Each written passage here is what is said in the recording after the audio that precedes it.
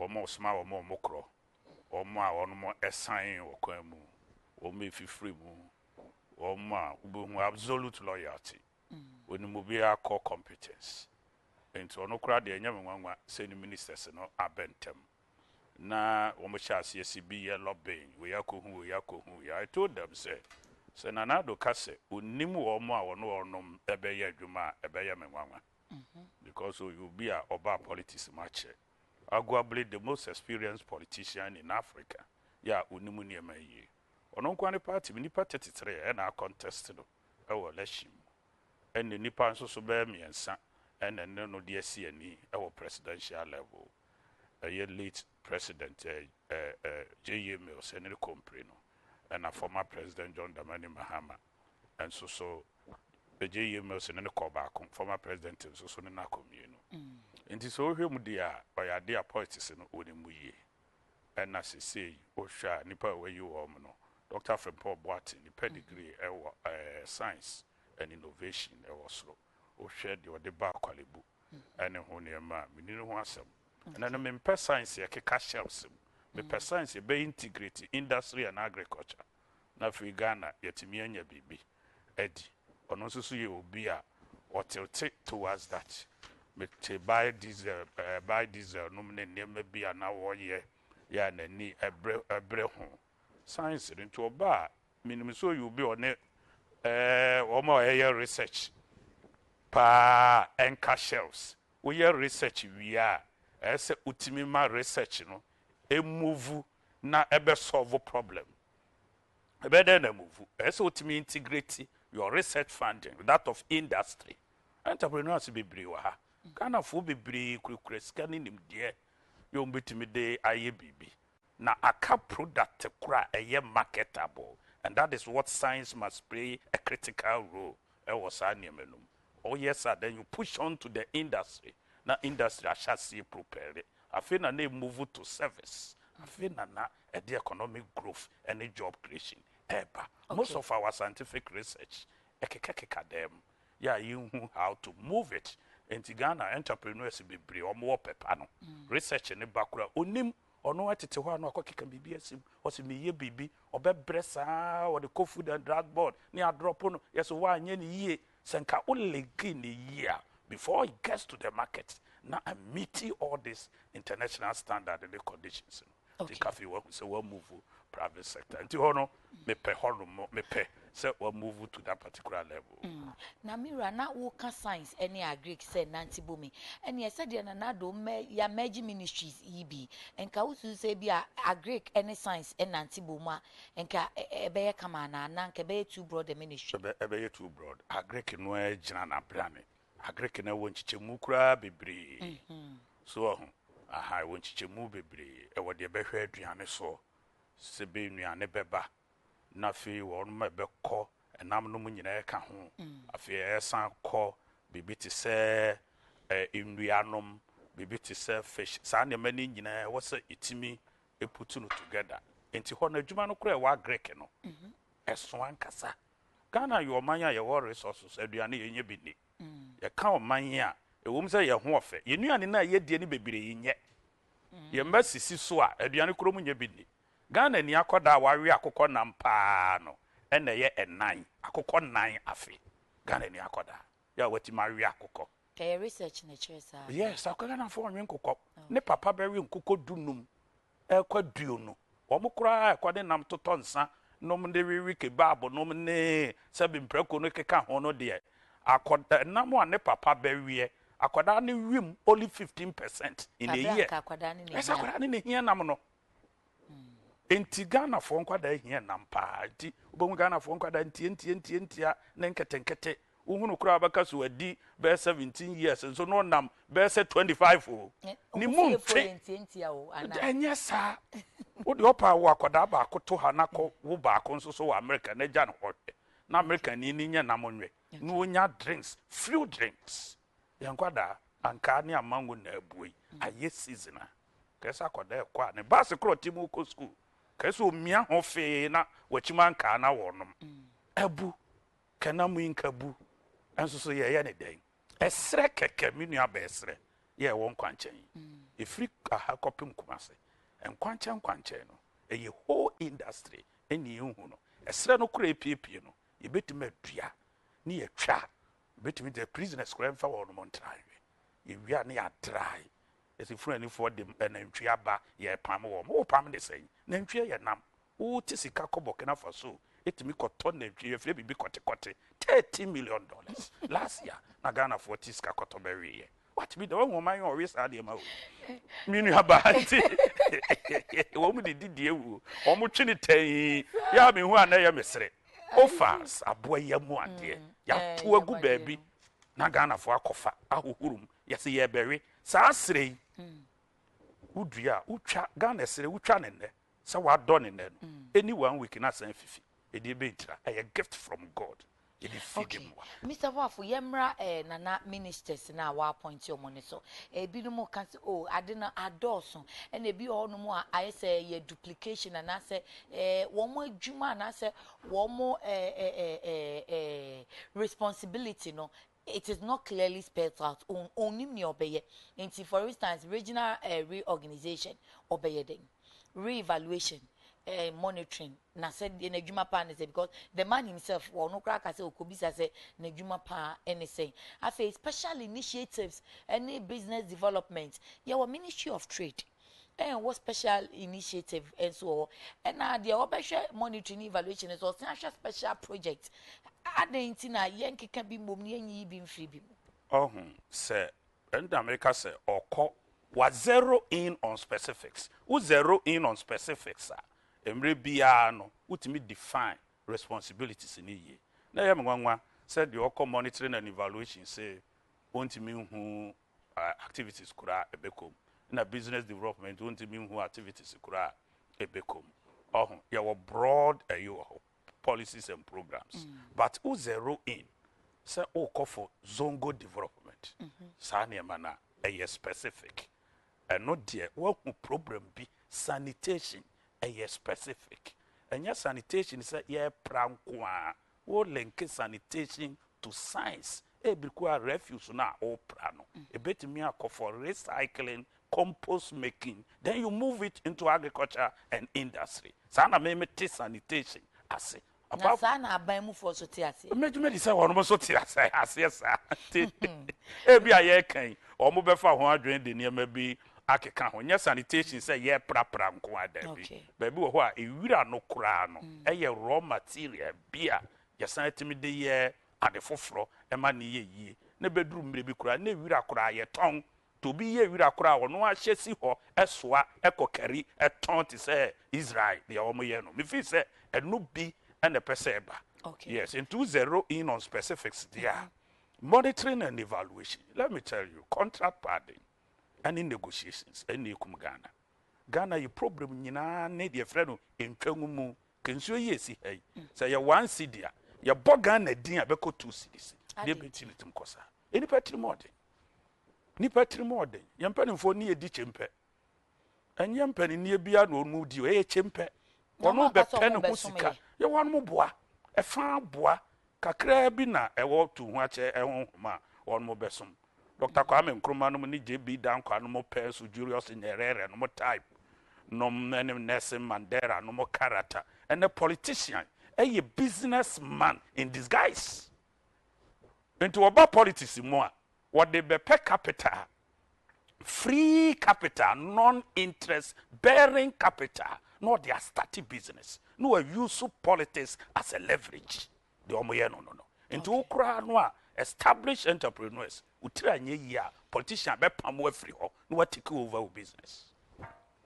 And back to the ministers. Yes. Any the ya creativity a media mi bisa senka yentimi enkeka bi mumu ana na yente number ne so.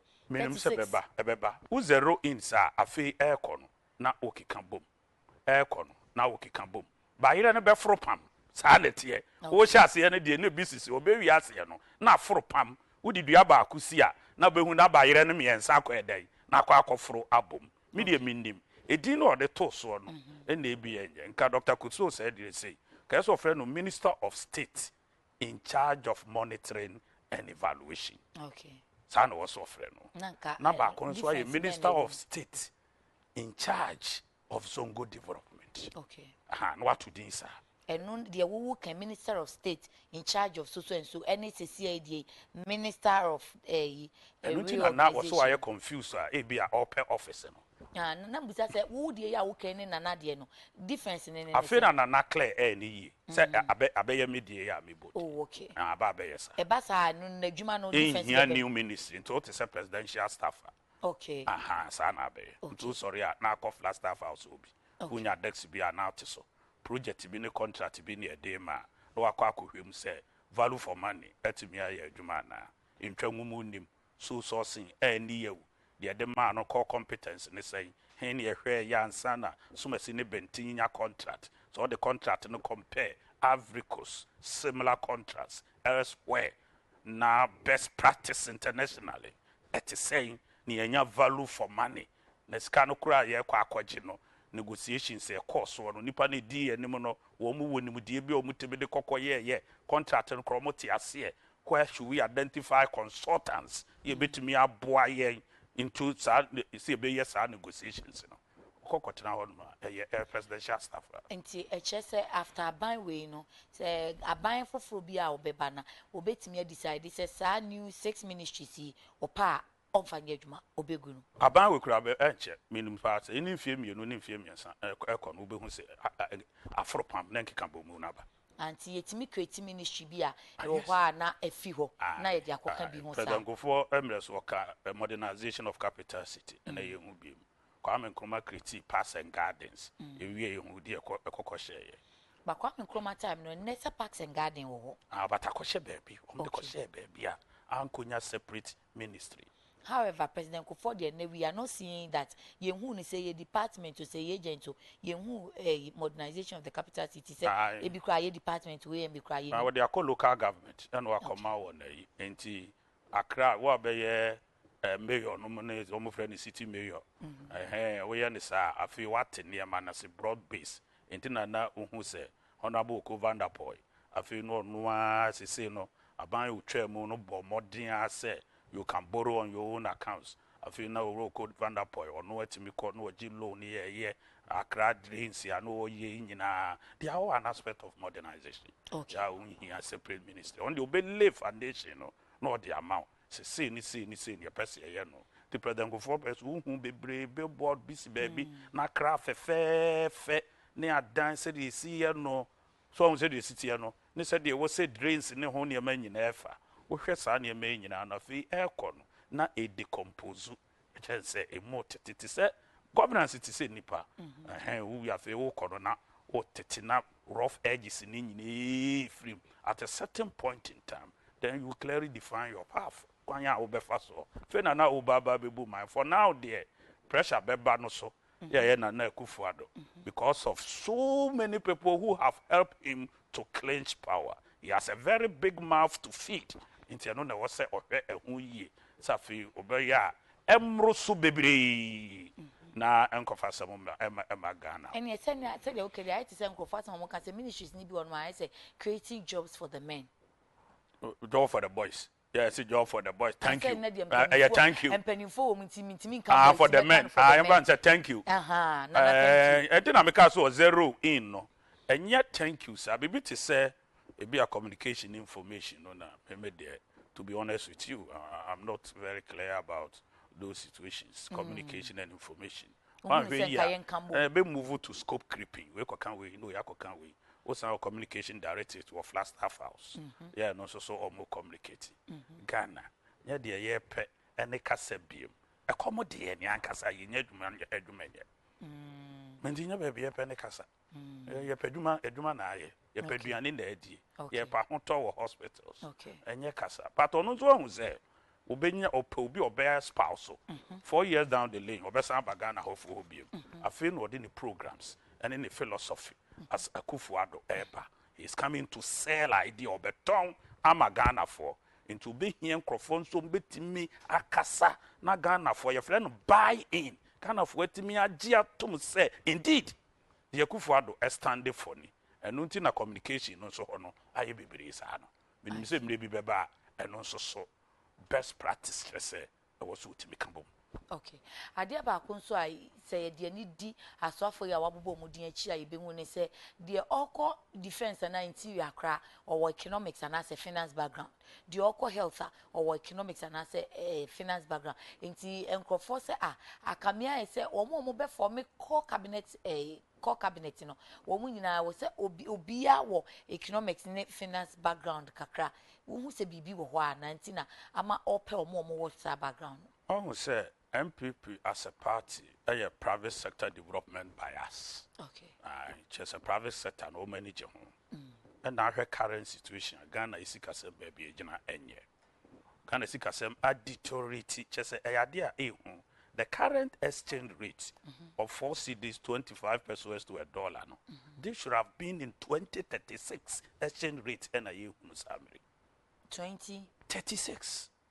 Into a 2 miracles sort of into a gage economy no and a growth rate said you see fano a perform Ghana economy from say beta at a high growth of 14.5 ya yinya oil no na me expect to say oil no betimi a wheelie economy no near invest sika ewo economics very serious economic infrastructure in 2011-2012 tema oil skeba no na yitirimu ye dentam then we move to single spine. Then we move to contract pardon. Then we move to judgment debt payment. These are not critical areas. So, utia, aketua buy to aketua saying, make right to marketium be 100%. Mr. Maravia Yanisa. Oyan to marketium 100% that. Why do you do that? Oh, sika dama. Yan fab in fear do akon memory. Yanisa. A man in ye. Bema being ho besa. Bema badrim baby who be this age man. Your moye yirem ko akonhoma emfie du mom ebesa amenasa abe catch them tamwa Ghana late president JM Shasi tutu single spine no eho yenya problem ho na economy ni nye ready private sector nye ento omo disika ni nyina beto foreign product ento wo hu cars ya monamono ye Shasi e baaye ubeko university say we makotoka ubeko training college so teacher ni we makotoka wow, na teacher for when you free near my China. So Ghanaians seriously became importers. Woman uncle said Ghana, a manufacturers papa no, or more abandon, or more businesses no, a bobosia shall see ye importers just to cash in prematurely. Into the economy ready for such an increase. A basa, you destabilize the system. You push job outside Ghana. You may move away from Ghana. I feel revenue ma. Na wasa bansha se ebo bosia na odi tuatua afi na kofa bosia bo e baye ene judgment debt no niema bi judgment debt crowd yet share ne de but akire ne ye nite sebe de bia no bi kotwam kageti ame yatun botom afi ne ni ate ne apam boto no demo misa no kageti afo to mi botom da kro enti na nse mi sika shemu a bi me kwa na mapam ano sika ne wuram wi na mapam Takonfo no tum kura na Kusi baby amapam no na mafa me ho adi yes na da bia na ubenyu bia to botum enti no kura de ye ni e ba sa ne ma no enti ama economy no anyina ene ye deka enti aban bobo bosia ne sa busumi bia no abobosia no de akotueka busumi bia no abobosia no de akotueka eno ma ye bede kapa enti ne total bank loan portfolio bank sika nyina de bobosia Ghana ha 79 billion Ghana cedis a year. Aban kwaji 61 billion. Enya Ghana for mama. Private sector just say. Last year, manufacturing edge 1.4 billion. This year, manufacturing a key area. Busi omunsa kaye 730 million Ghana cedis. Any problem. Ehunsi hunsu befu. Enti economy ni disabled. City ba kubia ye beje by way of tax 33 pesos editua bosia hunsi enti ye duru baby a ye free bibi debt sustainability index so call hospital hunsi ye say ye check o pressure ye check o pressure de ne o ma ya ye say check enti say ye 120/8 ye so ho oden and Ghana de no hwe debt sustainability index ye check hwa ya de come ye 72% of Ghana's total wealth. Eyeka. Echira was saying the next 10 years, Ghana best spend this 120 billion servicing debt. 120 billion Ghana cedis. If you do a day, $23 billion ebe mature. I'm here time. Where are we going to get the money from? ECG the car. Statutory arrears. 72% of workers. Second year pension. Abanye tuya bosome bakope. Aka 71. They are called red light creditors. Ono de obedan o car. No attonishing up. Nikosia. Nebi a konti ba ekura no. No de red ya bonity. Obe pa utiri mo agye sika. Udwane shem pass obe twen. They are red light creditors. Omo twa ban in 3 months time. Well when you be pressure be ba ban so. Woma ya to market mu ya ntua contractors. Na nu kura ka voter regime bebre kom so omo ti egu mountain so. Ya the school feeding, health insurance. Sa nneema we nyina ya de a critica e de amaye. Nti se wo kɔ aba be manage economy and the negotiations be bre ankoye, especially energy sector. Also wo pay nipa omunim sikasem. No no betenase. No omo no adwen how to restructure the debt. Kwa be na yedi nim de be nye sika, na yedi atuatua. Wakra na one or da one wo me do omo kai ebetimi atrase, especially IMF contract.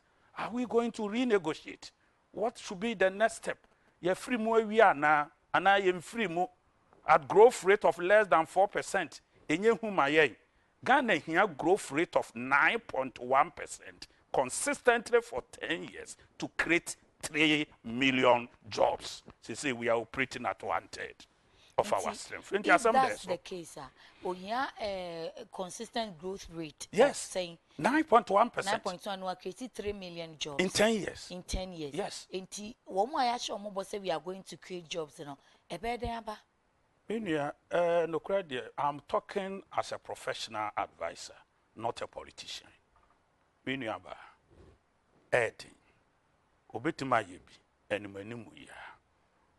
But a big more Ghanaians will have to wait. Yeah, be a 2-3 years. And you're searching about there be economy in your magic. Fundamentals need a week. Who will growth rate less than 4%? Who debt to GDP is 72%. Who debt servicing 10 billion every year. Enough to eat 33% of your tax revenue and 20% of your total revenue as a country. And also inflation of about 15.4, arguably the highest in West Africa. Africa is 1%. Interest rates, and so 33 to 72. Ghana, when you're 430, a qua copum 72, baby, a friend implement him a year. And this is non-investment interest rate. Africa's Bosnia move from 6% to 11%. Only Africa's one bit me competing.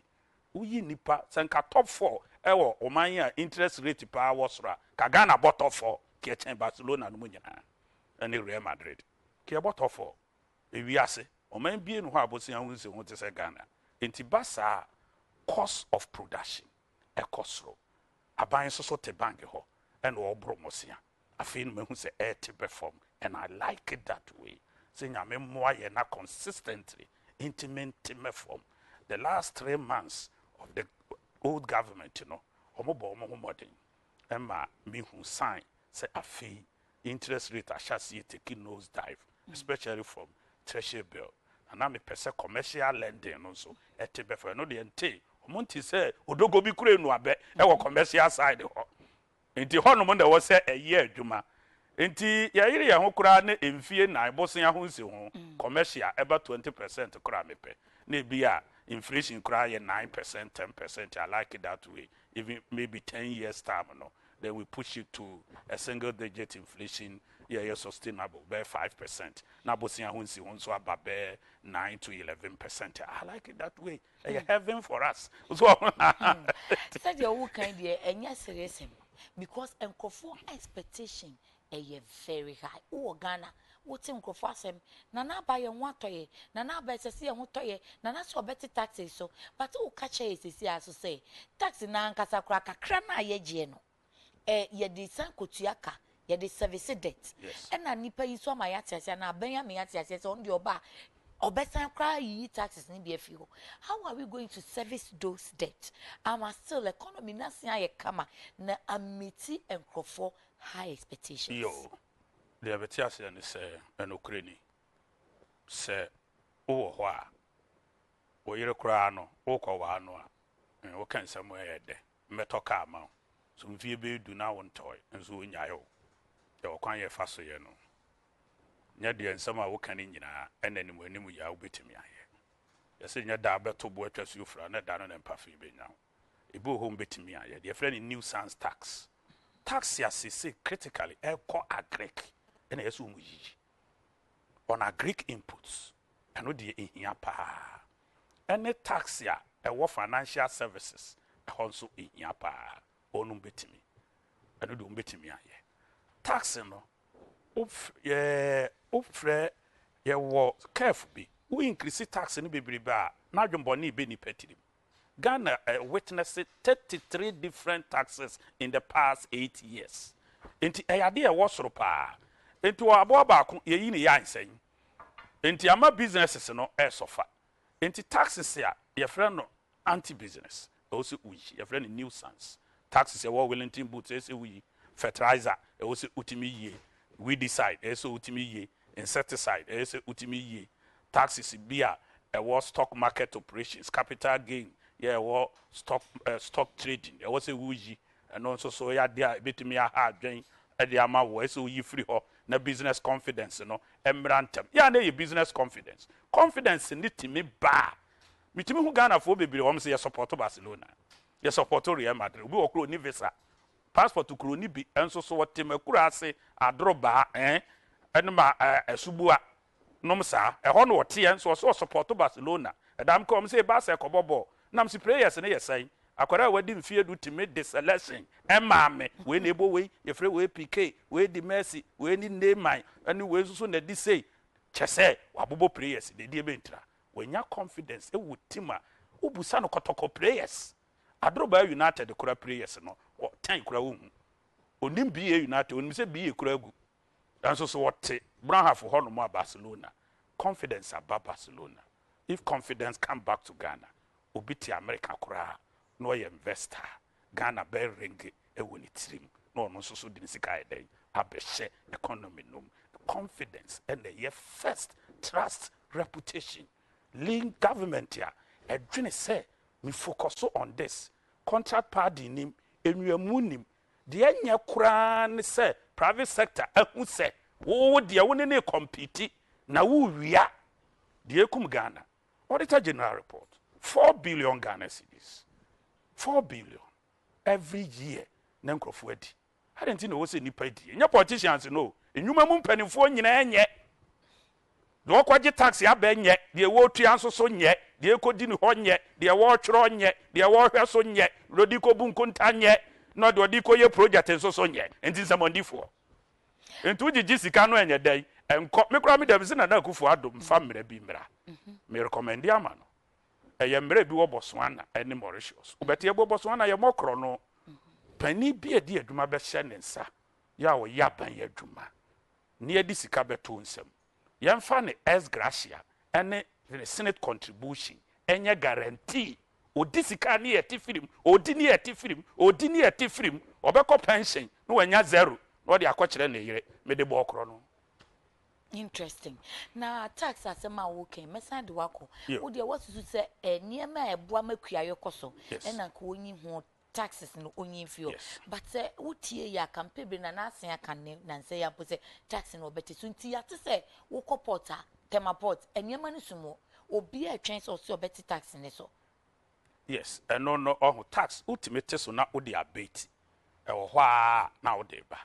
Ghana yenyi ntum se ekuro na tu ye ne ebemia Ghana ni nam ho onum se ni kuro apumpunu mo bibi na kata so kwa eye bandage yare no wo ho ko mi sani yare ware nsama ne na ase nyina tatai wo ko hospital ni ma no paracetamol se doctor yimi na me ho atome na me nkobu kota ye ho nto ye as a nation nye ni nyina ne betimi aba e wo se ye gitum nye ni nyina no so hye sa abo no obetimi na me kase eboshe ete se wu kutwabe na me papa twabe ya watamu ntunkumba ya wotamo a epa ye friend na ehuru ko na eboso e wotamo akokono bedore e wotamo a emire susu befirie tamo ye ntunkom no ntimi nkobu semire emfira be ho tamo apai no ntimi nkobu sakokono emfira be ho nti wo se the exigency of the time bibia bible say bibia wo ne mire nti betimi aba MPP ba na Ghana tax corporate tax 32% on promises so mbeti so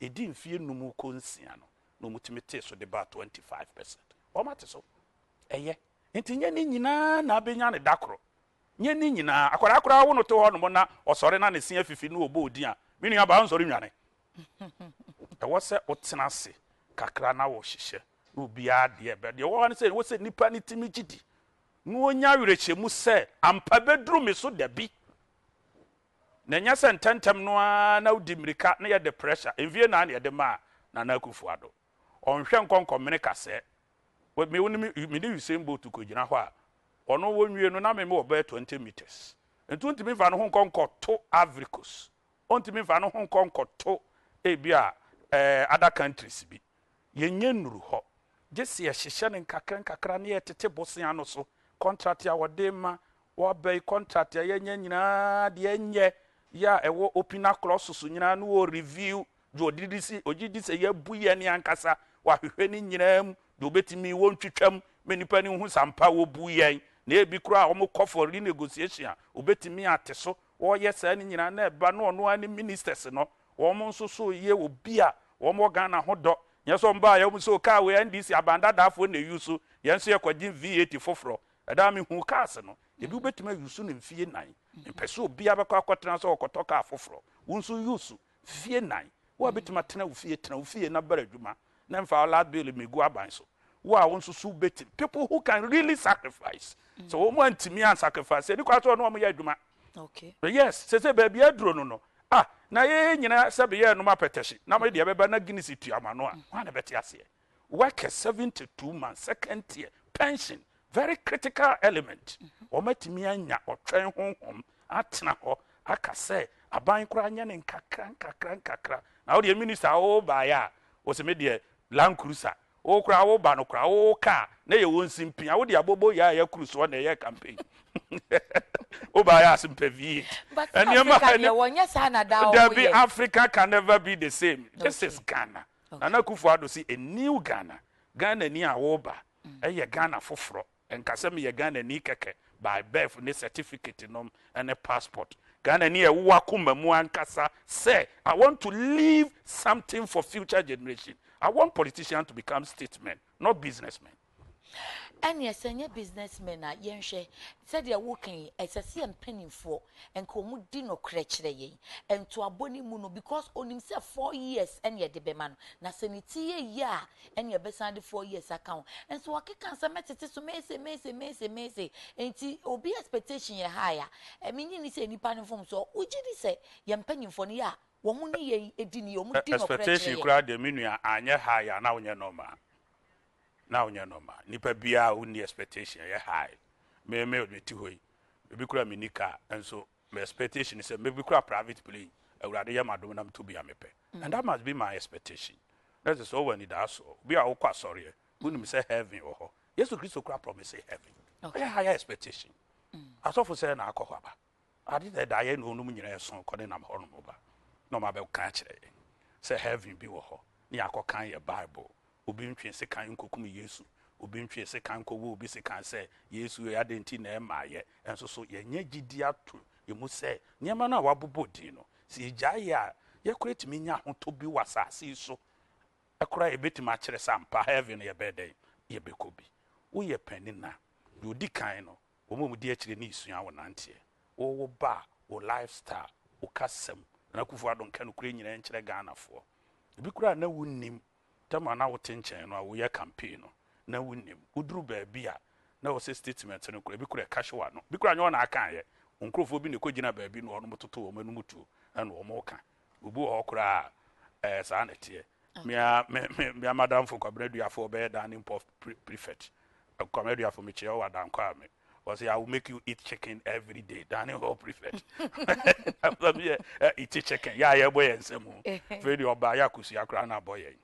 Enti the woman is say what's your canocre na ye di no and okra de ye non negotiable and Sunday ni papa be droop and in near mono where obey penny how many Ghanaians can become president or MP or minister a ye bibi a self actualization and no crampo such recognition is enough and yes Ghana for your pension yen hihye ni yie nti emire bia no ye namane ho kire ye and na ehia nipa bebre wo yabusuam enti ye wo big mouth to feed yabusuam ne tredodo kaye no ma ni ye ni ye hihye na obie nya dwuma ya wan on de yabo no so on de sika sresre abrante na bati katikati obetima ya dwuma sika sresre kura ni wu enti se economy ni ye me wo fa ase anya bi me nana nya bi madam fo anya bia kakra obedie ye ni panya na betimi asida ye yo anya dan sie ne ka o Ghana fo betimi atoka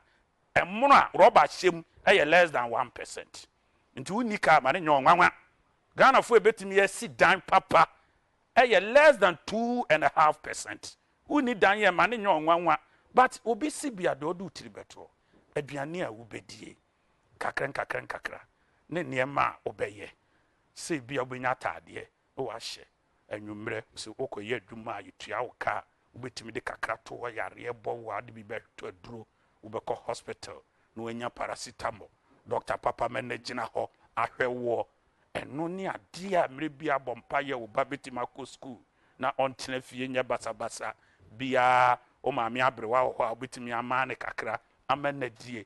That is what is normally called human development. And only a year no na yankwala benye nimudie kasiye say they can compete anytime with other persons in any other country. Na ye mani be ye na minister sorry en kasa me be ko school wo. Sa de na wo se twam. Obi an the back school outside Ghana bia monto abantia no. Obi a oyare obeko hospital outside Ghana monto abantia no. In the next 10 years Ghana must develop hospital a international standard there. Me president o yare abeko. Me so me yare abeko. Minister beko. Legon University no a wo mko no waburuchire no. Ebia ni Legon.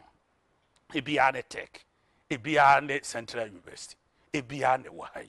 Let us develop Ghana as citizens. Ni na ya Ghana. Enye de na enye fe. And we should cherish ourselves as Ghanaians. Ya ji wutum se me ye Ghana ni ya me some me mai. Now what is wrong if you help your country? Na ye be bodi ne bia sa wo mano nananom. Na nana nam ho na me nuaba ye bodi se me nuaba we na wo UTV na ne beni. That is even a testimonial for your child. To me be a your responsibility from God. And think no am ya na me bae he nya me adwuma ne ye ba be ye. Enti akwala no so duru ha. Yes ya wo maame de obobra papa timi hostel program. Suya ngoma kire Ghana for wa mo adwuma e kro no o maame nti won so ya foul. That is what we should be doing. Obi ubobra yi a oba betuma be di president. Now so Mr. Boafo empanyifo no said ya wo mo hyehye ye bo no na o mama yetima ye de se wo beka ye brebi mampani se se obi nya president ya untumi enkanasem afi yesi o na de na wo ye no incompetence enti se mo ba na munim se enti sa ade na o mo hye bo akese MP unim se mera na wo hye wo se meye kwan wusi mesi suku wusi mesi omo kansem na kese enu no adentina omo nkade emremu eni omahodim eni ye economy no omo betumi ya wo ba ya na etie wo omo no de omo patie ne ya na omo ka kire wo menu aba de nipa ni patie Ghana politics de sa na ya na tie de wo patie ye hwekuru ni enum ni atene mo ama no obi okra akoka kire ne se nipa ne ho ofo ye tenten kokko abrante de wo patie no no a no waka kire no no wakoto abama hey we say oye say ukura betimi akose obi din de akire obi bi kura timi ko we oye ma peni ni waguna numase ebi kura timi ko oso oye kromfo wawie sika na ode ato abama no nti ye hwekuru ni anim na Ghana for 30 wono momma wo but the reality on the ground is enye se Ghana ntimi nye yie resources bia ye wo bi Ghana anye yie a e wo se nyametwe Ghana so yes se Ghana ntimi anye yie a emu nipa bia wo se nyametwe aso resources hwe nsuo egu ho Ghana ni te bofra ye mpani for sa na ti o e ka na omubo no wo muntua bi omu nyire be wu agya ho okona bofra si ho a abre a obepa ba to ase ate ba ko no sika kura no enu etwa bofiri ni nyina ato atwene obi beduru ho no onya bini saa na Ghana aye adenti na wo se urade ama wunsuo 77 major rivers ubetimi dia ye irrigation wotwe bi ko nchen ya wo de ye tilapia Israel no kura no nyame ama ne saa nsuo no esere kura Israel ni dua esere keke no wo de fertilizer gu ase no atwa ma ne mboa wo sire ya fifi edi enhyira no aha se ukonya asase kura nkana ha ba bi ewi na ukotu de aburusi ho ebetimi ayiye ama watwa eni aboso me be se emiyensa na wutwa adenti ne nsuo ho ni ya si ho se ye be se nsuo ni nyina menchiri me beba no wo munya bi nom na yare entingu wo mo so enye nipa bonsam forest no an si yetwa unua ni bi emframa fa ne powder so na wusu enye nya asasem what you say info na na say yen citizens na ye panifo trimu wi omo de ene ye citizen nya ye nsomondifo as ye yi aba say ye mepa na chi future generation na ye de me ya ne say generation no a ye papa ne nanan mo hwe wo mo no omo kra no mutiri mo odin o ye tap me ko university yes ye wen kokko mantua hostel fee da na me da single room Atlantic hall me ne Rashid Pepo enyina ne dan ni me so me dan ni enyina da single room Atlantic Marina for life yes Atlantic hall na ye sorry ya itiri mo yede wo Legon wa kwalai mo mu nyina wen kokko o mutimi wen kokko mo mu bufu na akokko ne takara ne yitua na pampam kura koda nya benwe dan no kuro nya bi ndem okwa ye fra ne pecha te sa no ma watu akosi baabi onya baabi na watua sika bum wote ase aduane kuro nya bi ni amako ni gare ena ono mu edi na ne maame ahwe no ye nya penso no wote ase ye serve aduane no a kita school boys ye nkwala nya bi nwi eno na samako hihye wo a udi dokono no a eno ne ye sagu mamako no ye dan ebe fe so kwabena ne ewo mu university wo university wo udenya ne kura nyo na usiesie wo bed kwabena ne be siesie wo bed ma wo samere no mu no 60 sen oh we dey say 70s no ne 78 ne 80 up to be say 85 oh enti samere no mu no na nkofo no benefit wo mo na be current leaders efa kese no a prako na mu ya no a wo awu ni mu wie ye serve mu no na mu yiwe mu didie no na namu no mu nyina namu ni mu wie wo Ghana ha o mo no milk na obi bu ogu atere so a yes ye o mu hwie no tom milk tenten drinks nie wo fa baabi a wo mia abrobe nie anka nie usua de awia na tiri mu hyehye kakra bi a wo be mia ya abrobe anka kulu wa dwen na nya de no na de ye ho kire ye enti nam se ye nsomondifo no sa nipa no a aba ne timi kɔ sa mre ne nananom eti ahafukwa ye mu kire nchinua ama awowo ne nnua kasa wonom dua wontimi mu na sabe wa modanta no di gina ho no obu adua koko sabe de koma enchirima for the future generation enne wo mo na aba otimi ne kwasi broni ko ya kwai broni anadwene nye sebe enne ne ba se wo man bi de Ghana se mu nipa de he ye sika wo mo nya hwe wo mo parliament nyina most of them probably paradise and compromise probably na wo mo yenko ye de ko hwa ye hwete sa ye ni a pass it through ni a chedi udie ni midie nie na fe wanya audacity to sit down and talk as a Ghanaian. Most Ghanaians are un-Ghanaian. Enya ya asem na ye kasa na wo kan asem bi wo say politicians no wo ma ye businessmen na ka wo hwehwe politicians on be ye statesmen Yes. A chain businessmen Yes. Ase ne say Politician businessman bebere kura na they were in failed businesses no mo business na ohwa ankoyie na ye ba beto aba na liquidate ni sika no oton ya na dan na dwapade no na o de call primaries na okubu nkrofo ko mu na o de be ye MP etimi sisa ma hu bebere atonton ma dwapade wa ba mu no o be exit ya o be free mu a na business ne da so woni tirim enti wa kɔ no o be hwehwɛ me ahye mrapa na aboa Ghana businessman no onye ne sa 60-40 concept aban no ye for poultry farms midi mo akoten pa yi ewo Kumasi okay ai me ne papa bi friend Boris B na ene ye ne ai ma me hana bisi okay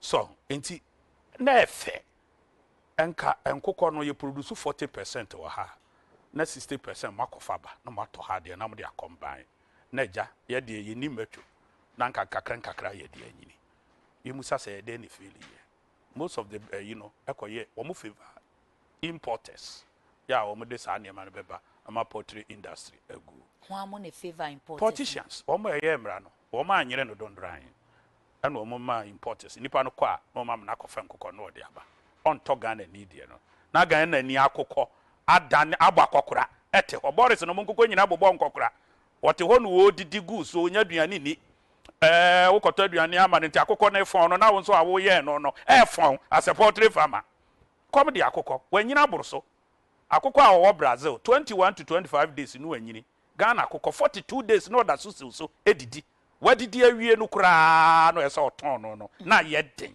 na obi the import business a good ya no foton na fe akokọ na bo akokora si so ade na wo de na ye Ghana akokọ Kusi aketekete nti eno na politicians so bamu a na bia ye contractors waba no wasan akọgye jinkrata asem ye contractor na fe won na yi akwan e ma na yi because ye wo mra nti wo yesa na conflict of interest da bia e beti sa nkrofo achi omo tete nkrofo achi yodium sa na tie opam kaka motobi na omo de adura obi achi oba se se de akromfo kọ akro no bono opam bibi de he nanim uhu no abaka sa nyo no enso no politician e na ote achi na so a politician no pa na dwede wo kro ba nti so de ne goose no free eba port kra ono de wo kra eye fofofo no de na muyo no de abia bills wo manufacturer wo ha nti uhu se manufacturing eco negative if indeed se manufacturing pa ka wana betra wo se dum so embra manenye yie omanya wutu oil in commercial quantity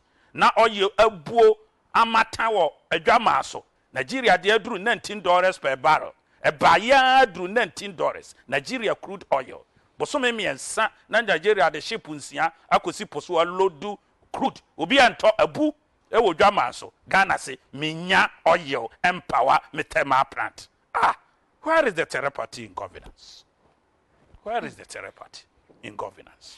Emu mansa enti na menti ase enti eba sama manufacturers ni nyine nyuma no na eteko form na egu na fe importers no take advantage aduane nko a Ghana $2.1 billion aduane a Ghana kraye ebedi last year. Oh yo aden esichire $504 million esichire na see sugar factory enya dwuma sugar factory awo ya woni ahwede awo de yesebe wo betwitwa de na arebe wo se unya raw material no kura ehu hia wo factory ni de ye mfidie ukona kura usika yebesi bia ma sese ya raw material be na ade be ye factory no raw material no mom na ye create. That is why I want science to be productive science enya science ye beka shelves ni akoti brofo science Mesiaba factory a ebenya raw material fi se Ghana fo bi mo se one district one factory no eno ene be major challenge se raw material na factories na de be adwuma ansa na to market any pricing ti next ebe no na yenko Facebook ya hade edi adwuma ni ahwefo na edi enti ekọ Facebook ni afọ ma dwen check akra na nakwaku jan se economics Kusi Boafo so far he is the man who made so far he's the man who has made me stay glued to my TV this morning. He makes me want to hear more. Aside telling us the reality on the ground, he also makes the show fun to watch. Please engage him more on this show. Long live Mr. Kusi Boafo, long live UTV.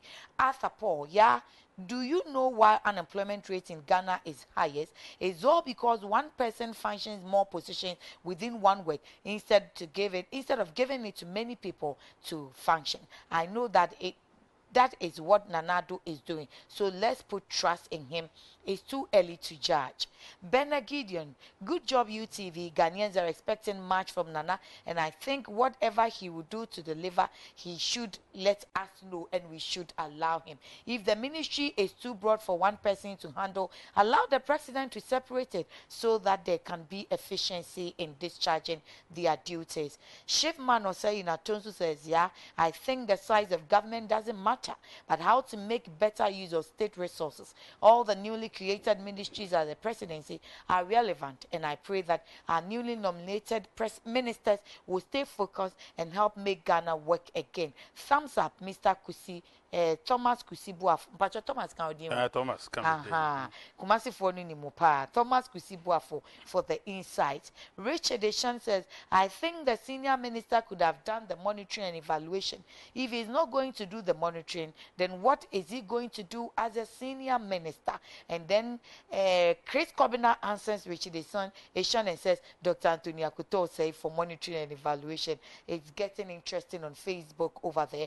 Kwame Opon Dankwa says, Auntie, Mr. Kusi Boafo is much a man every country would need.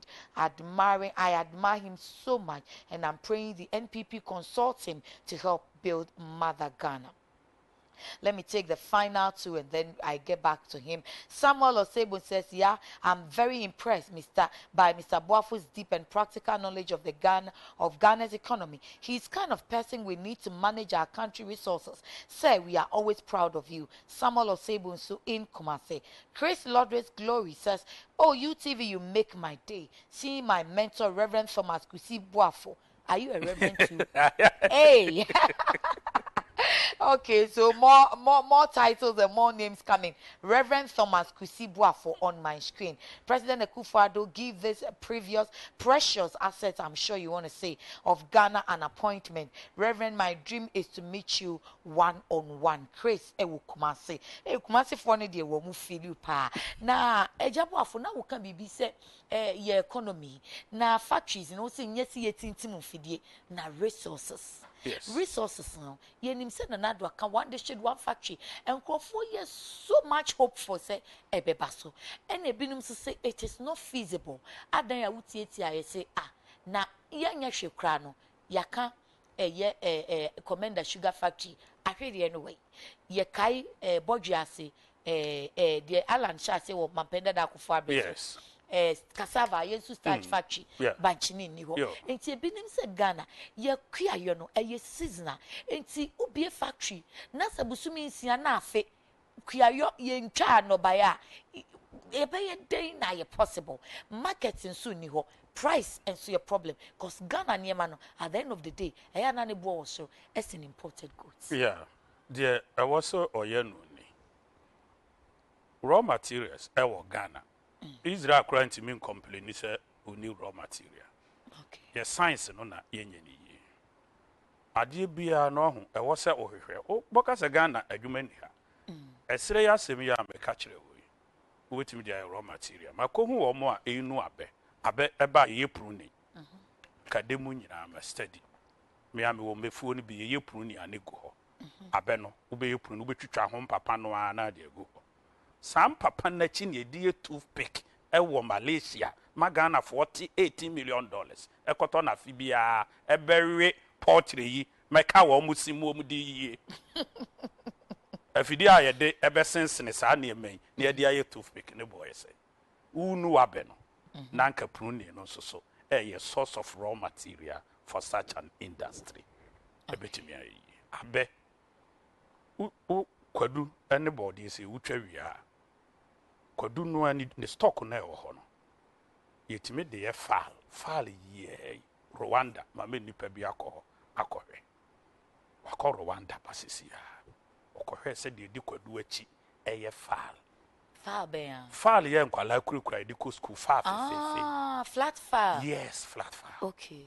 Ye sanso de bi ye mpaboa e ma ne ye kwadu ho no. Yes, kwadu nya kwadu ho no ni dua no watwa kwadu na free so no ne stock no ni dua no no yanka yidua esi du fochie no eno ne de ye oyi a utimi ye yimu ahoma no ntiantia ye kwala bremu a ne yesumu brofidie no ne yetimi ye bia ne yesumu brofidie utimi yi ne ntiantia saa ya de fra ayibi na fe o ma press den na ye fa bitimi asan ye mpaboa kura wo de ya fefefe me ma ne de bi bai ye betimi de aye bode no ani kwadu no twa wi ani wira no o keka bomu a wo de ye domo e ma ne ye domo e very good for a produce natural insulin na omo diabetes kura ene omo ye vegetarian abe source of their food mi am ye domo ni bi Mire domo mi am ye bi pa ma training nipa 800 eno am training 40 o kan bomo ma training nipa 800 e wo kuma se omo ye domo na ye pese ye de ye sawdust yɛtwajatum na yɛahye no wobɛkɔ kaase ne yɛhye no wopae timber yɛyɛ timber dua no a onyina no a sawdust na agu fam no sika wɔ mu sene dua no a wapae no a wokɔtɔ sawdust no yɛntɔ mesesa no ma compress mewɔ machine a ɛyi spawn machine no yi spawn no ɛmmire n'aba no na afei yɛ apply de ama no na wɔtwe pɛ bosome pɛ na afei wotwa no a na wanya wo oyster mushroom na epie ba oyster mushroom yɛtumi de yɛ kebab ɛno a sɛ wanya carrot green pepper na de mushroom na wɔ no wasina ne ntenten atenten no watoto nkwala ne de gu ayi so ɔmo de kɔ ayi ase a ntina na sante hema ayi ase wobɛhu mmira ɔmo bɛtɔ oyster mushroom kebab afei yɛsan de yɛ aduro bi a ɔmo cancer prostate cancer mema prostate cancer nyina aduro bi a yɛ mushroom ene wo mu cancer duro bi anso ɛyɛ mushroom so wotimi we 2 kilos a week emire what prevent breast cancer as a woman.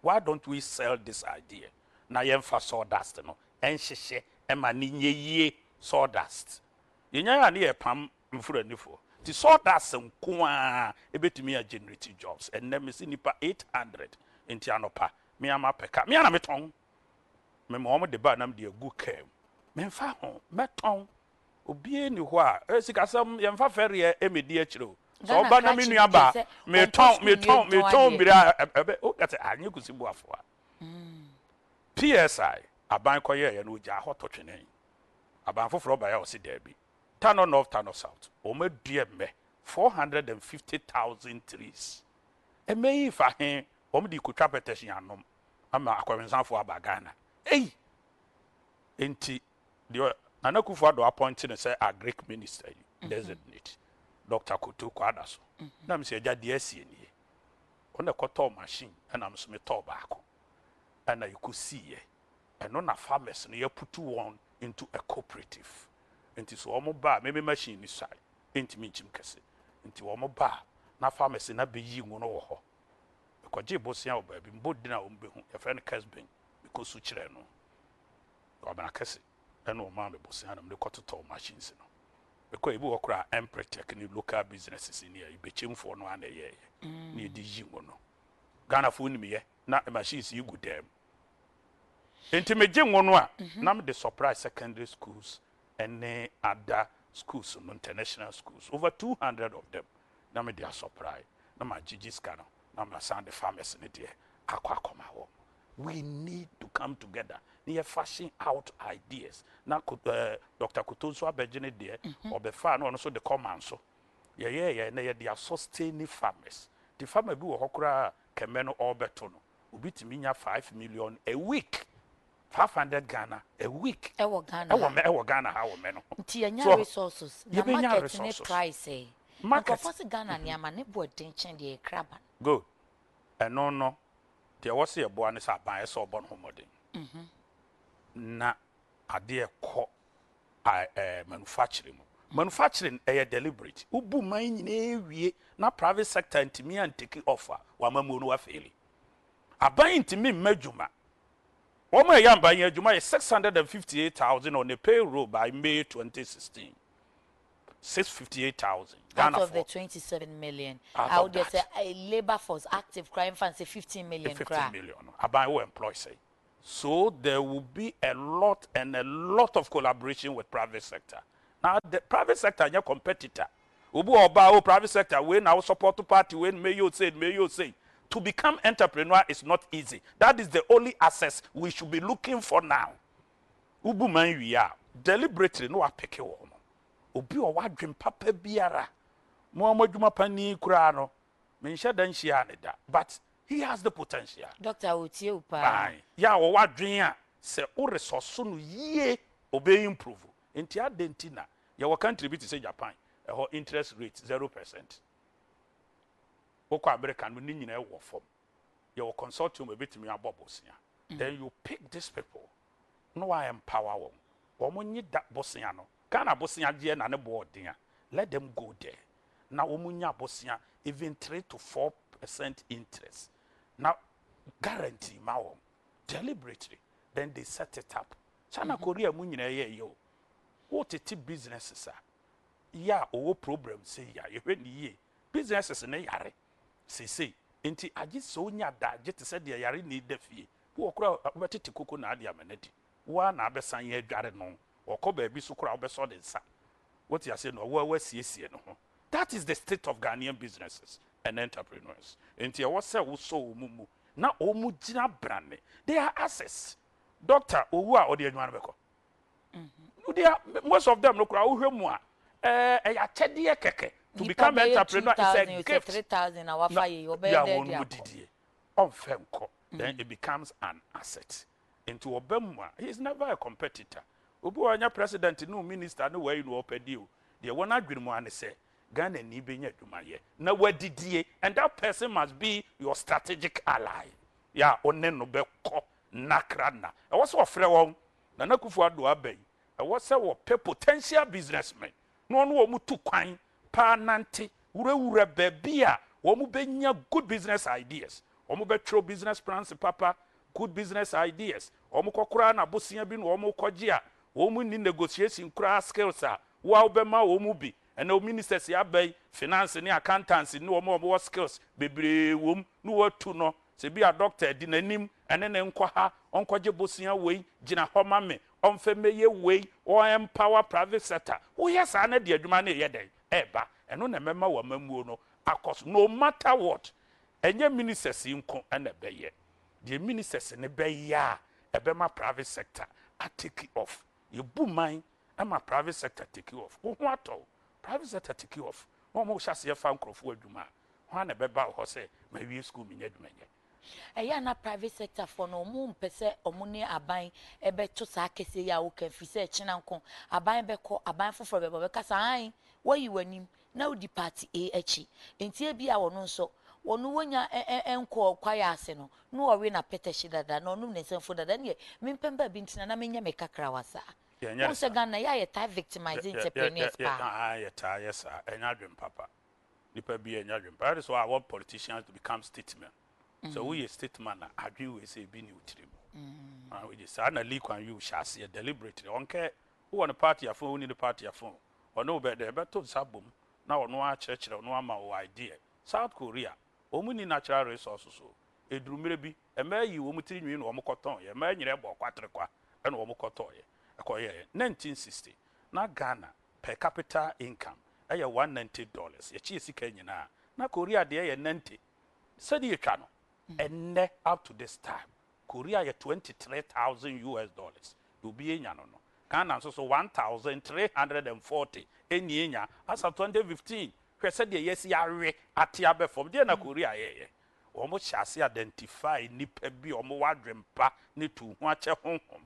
Edrum re be 400,000 soldiers. No am do ko Vietnam e kokonto kwa di peska ebeboa o man no. Yekumo wo nyina emrantie.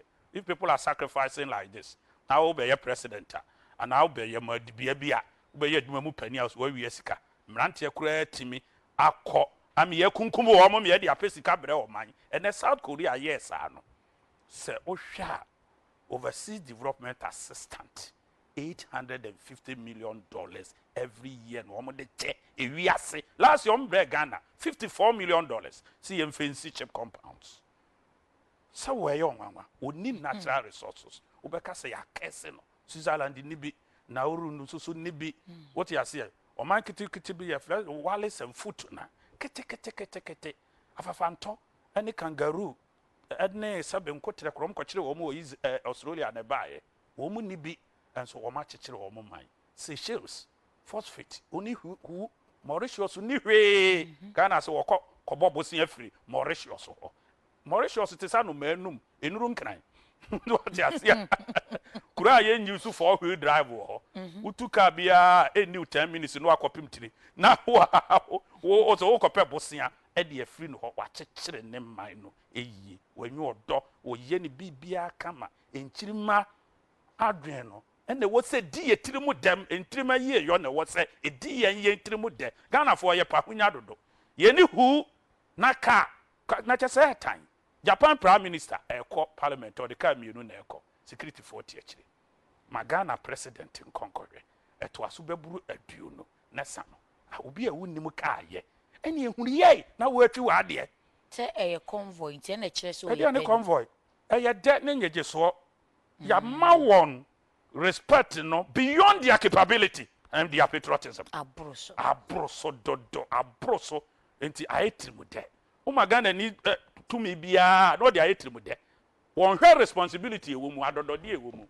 me yes gracia yesai me kwa mbema me se mbesi dan ma me na mbeye me sei boso mbetu ya me kasai trim de adwuma no ne yesai yo yesi nkrofo bi bebe efre ye nchirima e wo so o mo beto adepa na wo ye maame na beba na nkwala aka okura wo munye bi ni a ye na nanom kura no a munye yi no me free school beba no na me na nabaka wo afufu to e wo koduo mu wo se kwabena wo ayi ni ukosua na da so na wadi me nana what you say nti meto no bedin so wo se de sitie no na nkwala no meto ye bedin sa adwen no e na wo se ye pe ye lazy enso so ye pade ye de ye lazy obi o ye lazy no wo di chibom unim se ya obi o ye lazy yasam na we ya wakan na ye bisa te se express de mahama ebekoi ne dan ho nsem wo mo bebai wakan kra se wo mpese wo mo be isu wo mbekwa koto land cruisers no foforo na mono na aba no wo mo nisu enti omai te se Ghana a yesi ye ni bi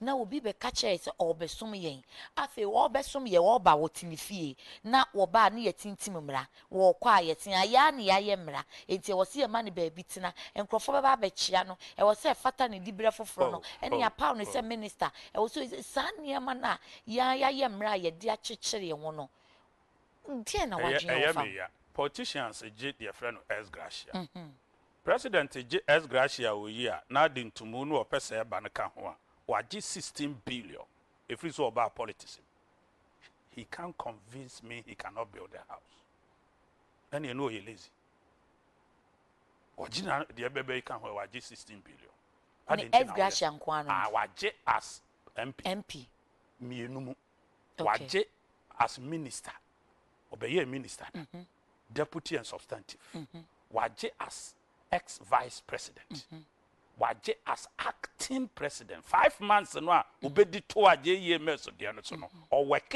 as acting president waje edekan ho na osa ba baji we asanya kan ho a colossal 16 billion allowances ne salary akasa mba baby to betimi aka kire me say untimi nyimu 3 billion emfensi dan na de sika wo ye ne dan woriase wo ye sika dan politicians S Gracia e wo se ye twam na se enye terminal wo je wo S Gracia no ensi politics mu biem ne fie na wo mu bubu no tot se wo be kwa na ye de agya akwan wo mba biem na nye se mfie na wo be bubu no tot wo hu obi a okọ pension mfie na bia wo yesa na wo bu adwumayefo sebe mesere me kan ye bu won kwase a obi aye adwuma mfie ba aduasa okokora no pension kora enso ne yare e ball no kora no onye sika ntaduro da bia me hu bi na wo de mfie na bia no wabegye na ate parliament wo mfie ba sa duo no wadane parliament Mugabe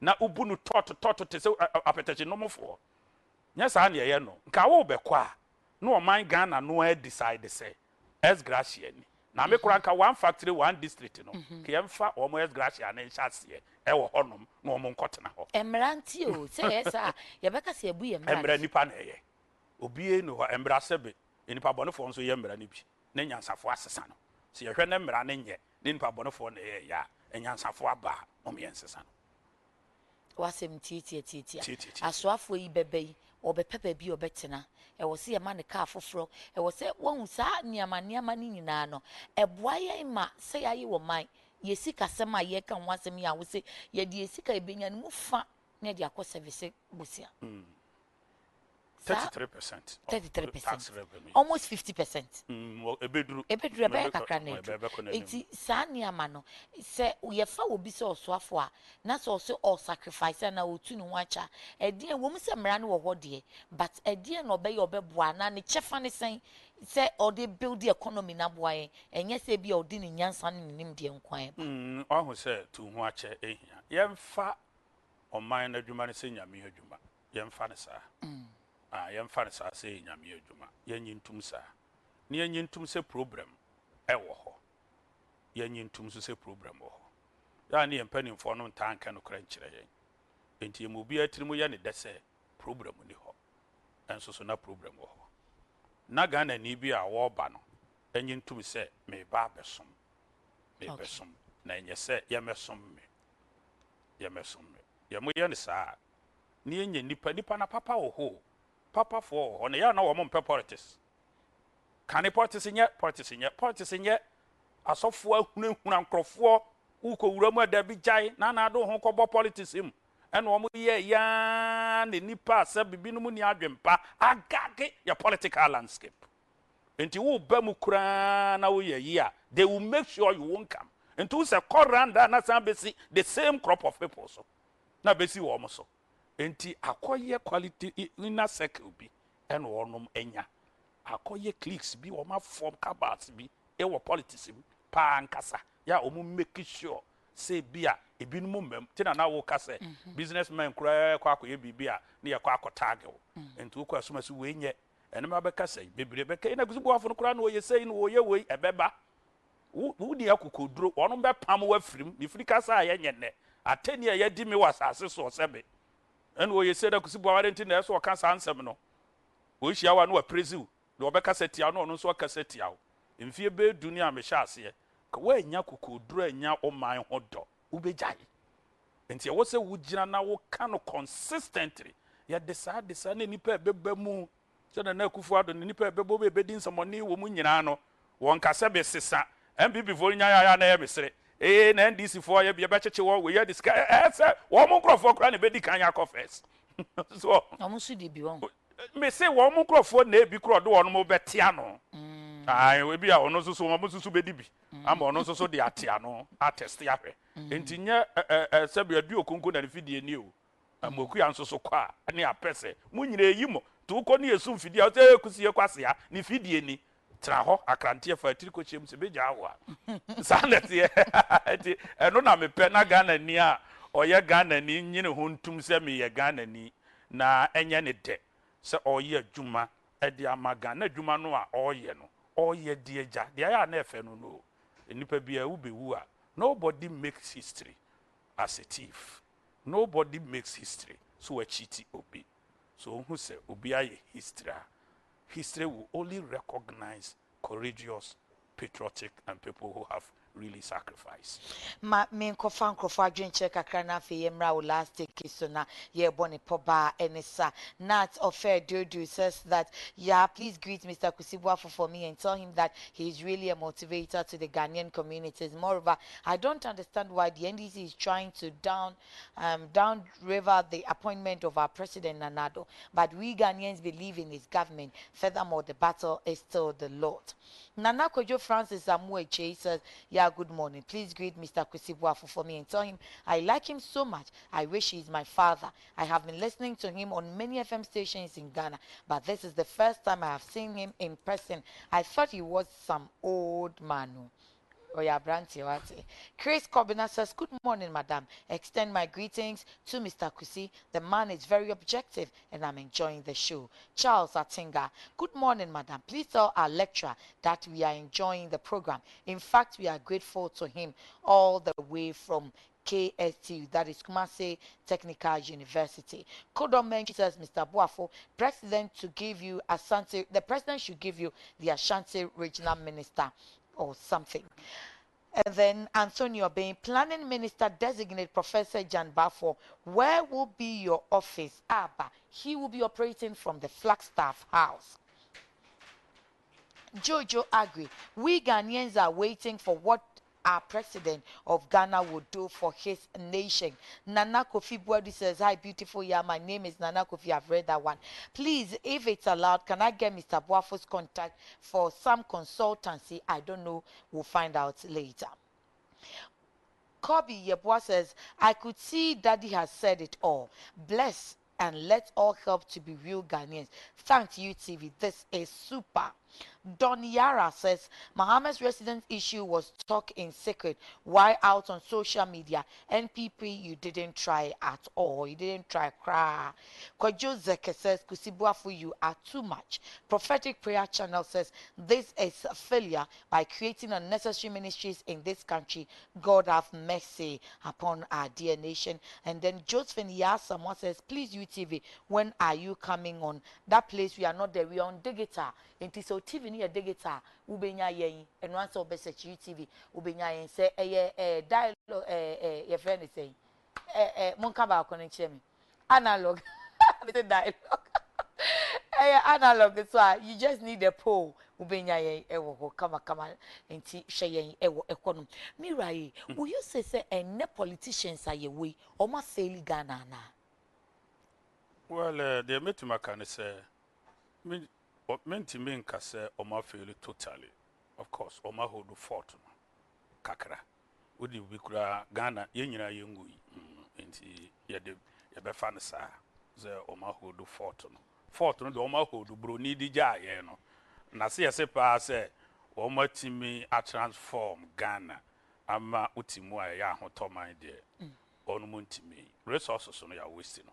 8.5 million hectares of forest and a Brunijai. The largest Odumu tree ewo ewiase. Ewo Sheffield see ya Bruni Chan wo mem in 1935. And what the call Sheffield mem. A mem. At the house see ya no de exhibition. Utu sika no akohwe. 1935. Na 8.5 million hectares and then less than 500,000 hectares. Yes. Yantimi anya hwe your forest no de aka no ya say no your rivers 77 major rivers and then ya say mu 53 kojoto ya da so say no ko enche ye be say ni nyina ye nsomondifo yantimi irrigation total irrigable land potentially 500,000 hectares ya betimi dia irrigation 26,000 per and yetimi aye and okura ya hwe ni yi ama de timi function effectively less than 18,000. They are hardware. Ghana for Mranti or Manya can be too quite bahano. And a Ghana need to me sorry say, may fair for Marco baby a conto quacraco pedian yet. Libya no na umu or fence you so. Cause a Ghana new crack or Jeffesa, Bruni Panichow, Samis Rocco, Imkrumukakra. Said your man is here beautiful. In Sia, a radical, a one name. Very patient people. Yet dear near or Manya. And get me a boy home den and very serious social and cultural integration. Ya mi free hano a near so kese. Your politicians na de buy ya on person de buy and then our ya abotia or more and ka na yes say ye a canimutie to watch a home ya de better ho. Ni penny before be free woman true Ghanaians now or mo brano or no mabo ni mudia ubi woni mudie pe.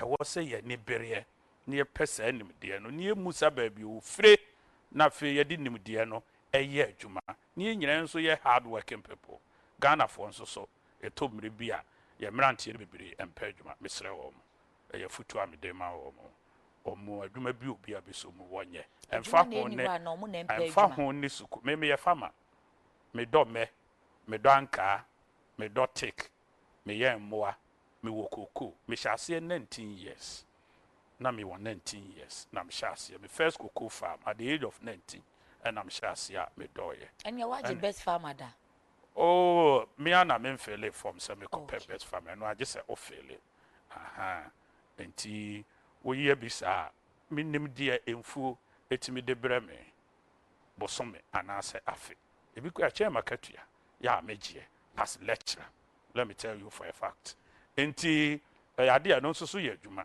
nti abanma nani enko ho ne enhyehyɛ ne youth no so eninye ho aduru bra ese agrek must be tackled from professional perspective your maame ne papa no mwanyini de ekonenye mrantie no mra bo bebre so nye mesrɛ wo mafutuo na mde bɛbɔ mu nyina ene ewo fie mu ene mra ya yekoi ewo mse aban asesa yesu ban ne ye ne ye no enyansesan ewo sesesa wo awono monsa also utimi jaye na fe wo ye nipa ensa says kapa wo hye ensa se na ese amre wo yare a na mre owu a sikasa yie wo mu no otira nye yie a onnom nsa emfie dunu etimisi dai o my Ghana onso onto proto da ye nuru ka so a mom ye nkoto Ghana ni nya dwuma de odi kan hwehwe ne ka unuru ho a don't stretch yourself. Don't punch beyond your weight. But transportation system no nye the best. Inti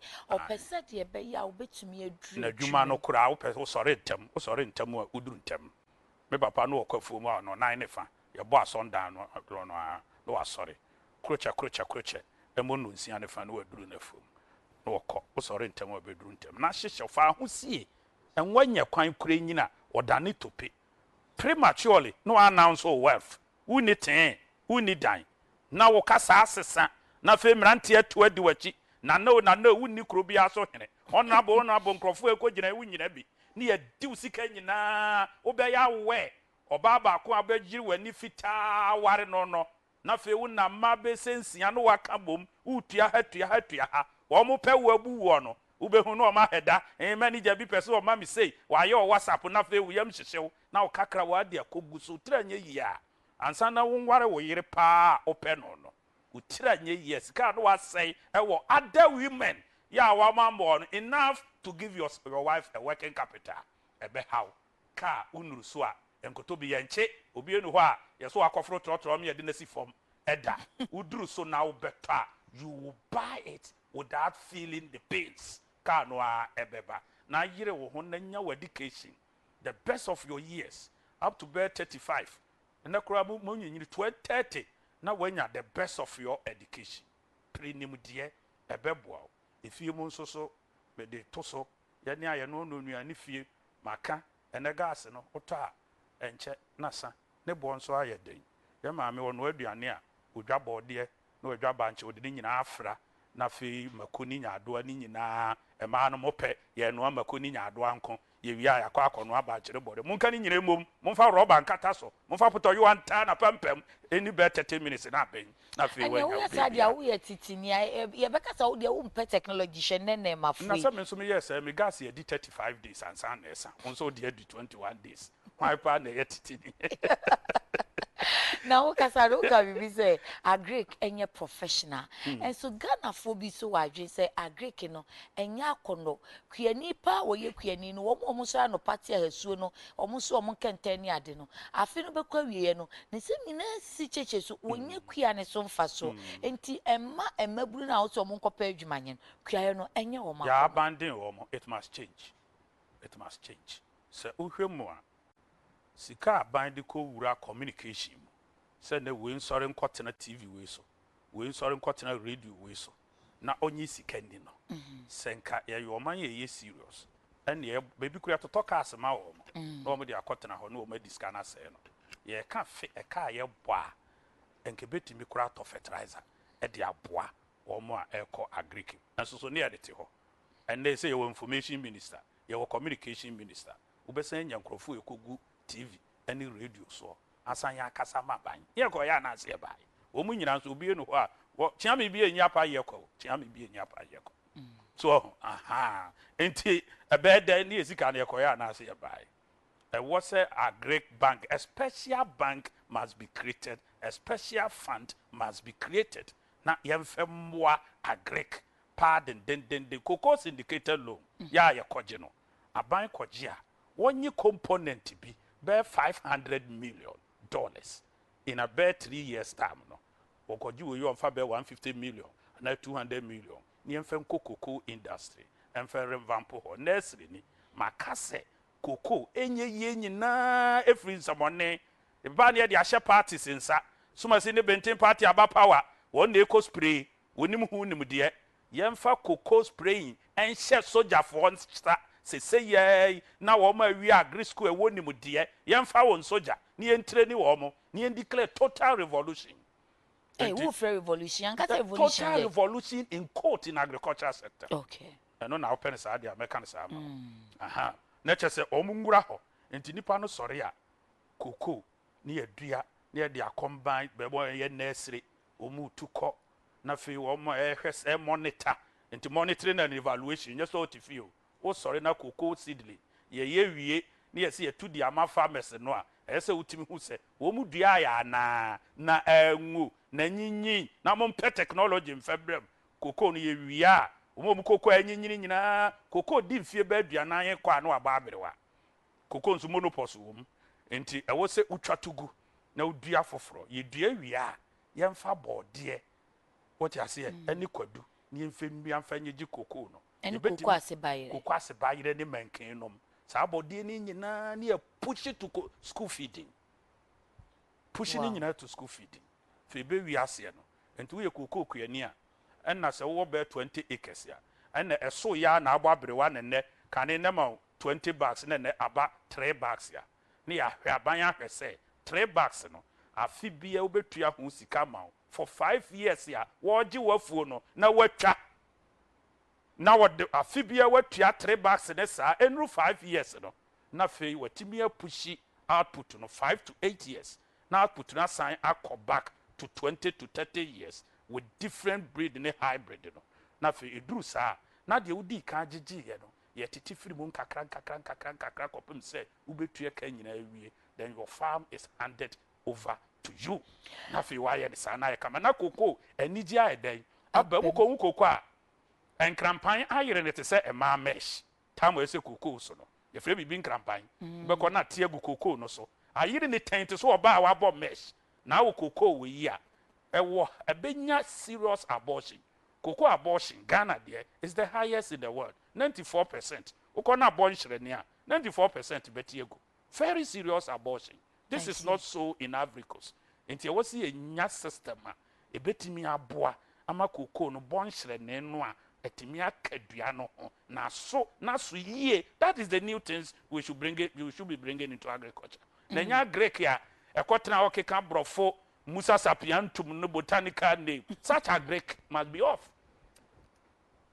Na we say a Greek bank yet we see we di bi dada we see no need this and your friend a Greek development bank bi e di no awasa no so enwa bonne odi ni konko no ho nsamone na waturu ho akowura konko foforo na je say ho ye nsamondi ni o di azie mi kuro ma adro ba epo ayi wa ball no yakoba dey and ye dey top ball unim bo a me na me mo bo o mo pami ayi mi a o mo se be bo no matre e ho so na supporters no wo ya ma wuro mi jesi afa ono na ya dey ase nipa foforo nti agric development bank wo person wo koda ne commercial no what ya fe dey ye frame me ADB me ne agric development bank we should revisit all this again na cocoa farmers enya bibi na koda ne adro ba bo ye po ayi wa free mo ye se be bo no matre uduru wa ye se bo no koturu kofabra omrani awro wujesi ase no pafoforo enya sa no osi ye no oh ye ni kama enya sa se enfanto na wo ye na ma ye mistress no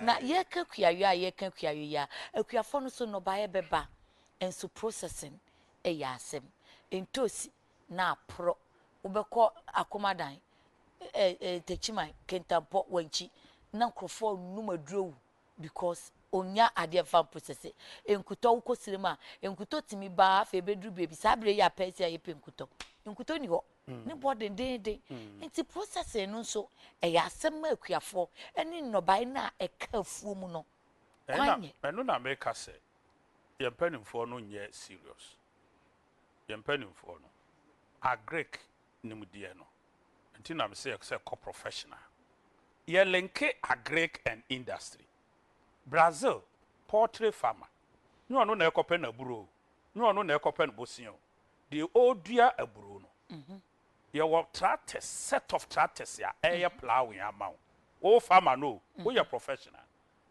ya ma seed wo de adua ye wo insurance company ya emma farming no insurance wo buro no bawia ye wo de obeto de de be ko ye de be feed nkokọ ye de ko ye de be mempreku ye de ko obi preku nso so ba ne nkokọ ba ani ni nwan ne na nantwie ne ba ye move no de ko factory do process na ye de ko marketing enu bi ne bi ba Ghana ha emma ye kofefa ebe wi a omu ye mu ade nyina ne nantwie techerema na Ghana ni atwitwa didi ekuo ye ni nyina no enti e value chain na unya value chain ni wi a afi na what be profit allocation every stage bia value added profit na wode na ade ama no saa na yɛyɛ agric na farmer no tirima yɛ dɛdɛɛdɛ ɛmɛdie yɛ a meka yi okonu na bɛ ne ba na we process wɔ factory hɔ a me ma ne mo no so na mea mafa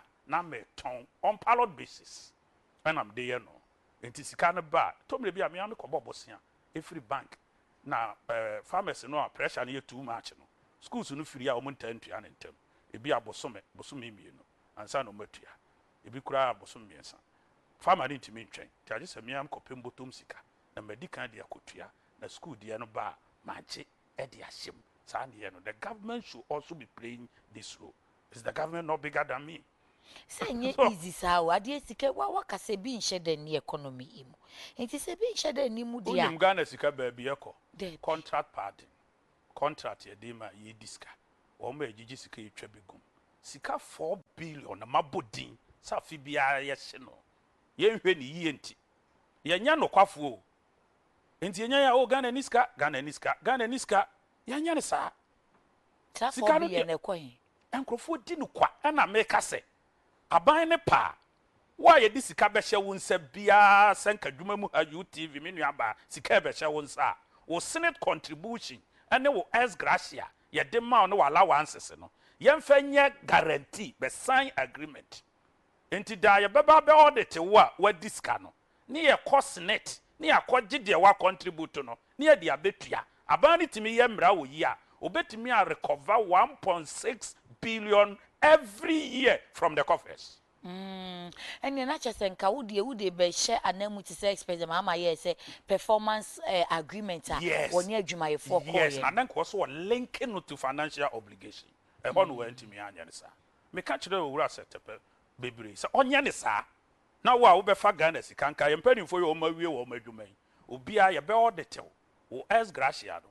If you knew who are bejo idea, who if you are near the attic. Na kofi na don sapai kwa no akoka kire wo yire se me di abokro no nyesa usumi yake nti if na ye drinti beji ko with responsibility and patriotism yeah some yanko han kromfo metra yeso enka se awesome yes I hear no okay asamba ko ne se aban woka abandada meals obaye said ye wo de single span ye adwuma sa pe ne single span ne pass dada enti ye se meramu no ya chechire ne se gunechi afi so ye hu bi mampani ba be ko no ya antekura ye te national service allowance ya 200% enti e basa nipa na ehwe kwan se abeye mra ana ye nhyehyɛ da wo enti fama de ma me ne cha na edwo enti sankoba ne sape ene obete doctor force ye ko strike ye conditions of service ye single span relativity say market premium say ene pharmacy so say ye ko we mu say ye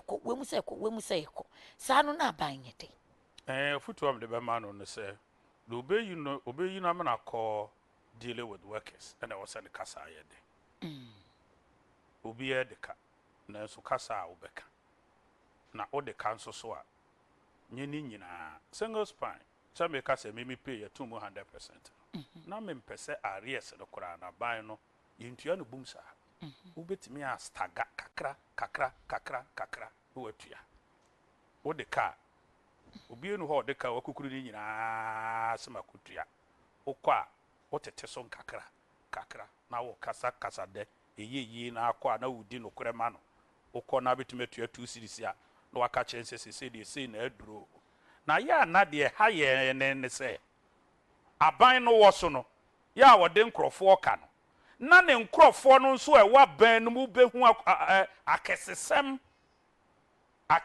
o contract ne de ma wo bete yesi we ye atwa we ye gum we ya yesi no na de abufuo no ba no na nya sa ban a wo aba no na de wo ba be ye awiemfo aban be ma kura no se wo bo bra yi na abobra pa o yire kura betimi akoye masom anopa e de abo akọ makopem tam awadwuma be yi e ye se de obesi akare ho na wo ye be ma na ate ho ehia wadwuma sai ya na wo te drinking spot na bi a wo ko na so te wo no wala tu ala saba no wa ye bi o yire koye masom se ama na me so me ko eminya 10 cities jika ho e bi a ne betimi atomomone nye de adidi sabani timi ye no ho sa na yehu se wo ye wiemfo aban pa ene Ghana for the almost sacrifice o almost ye Ghanaians are serious, fantastic people.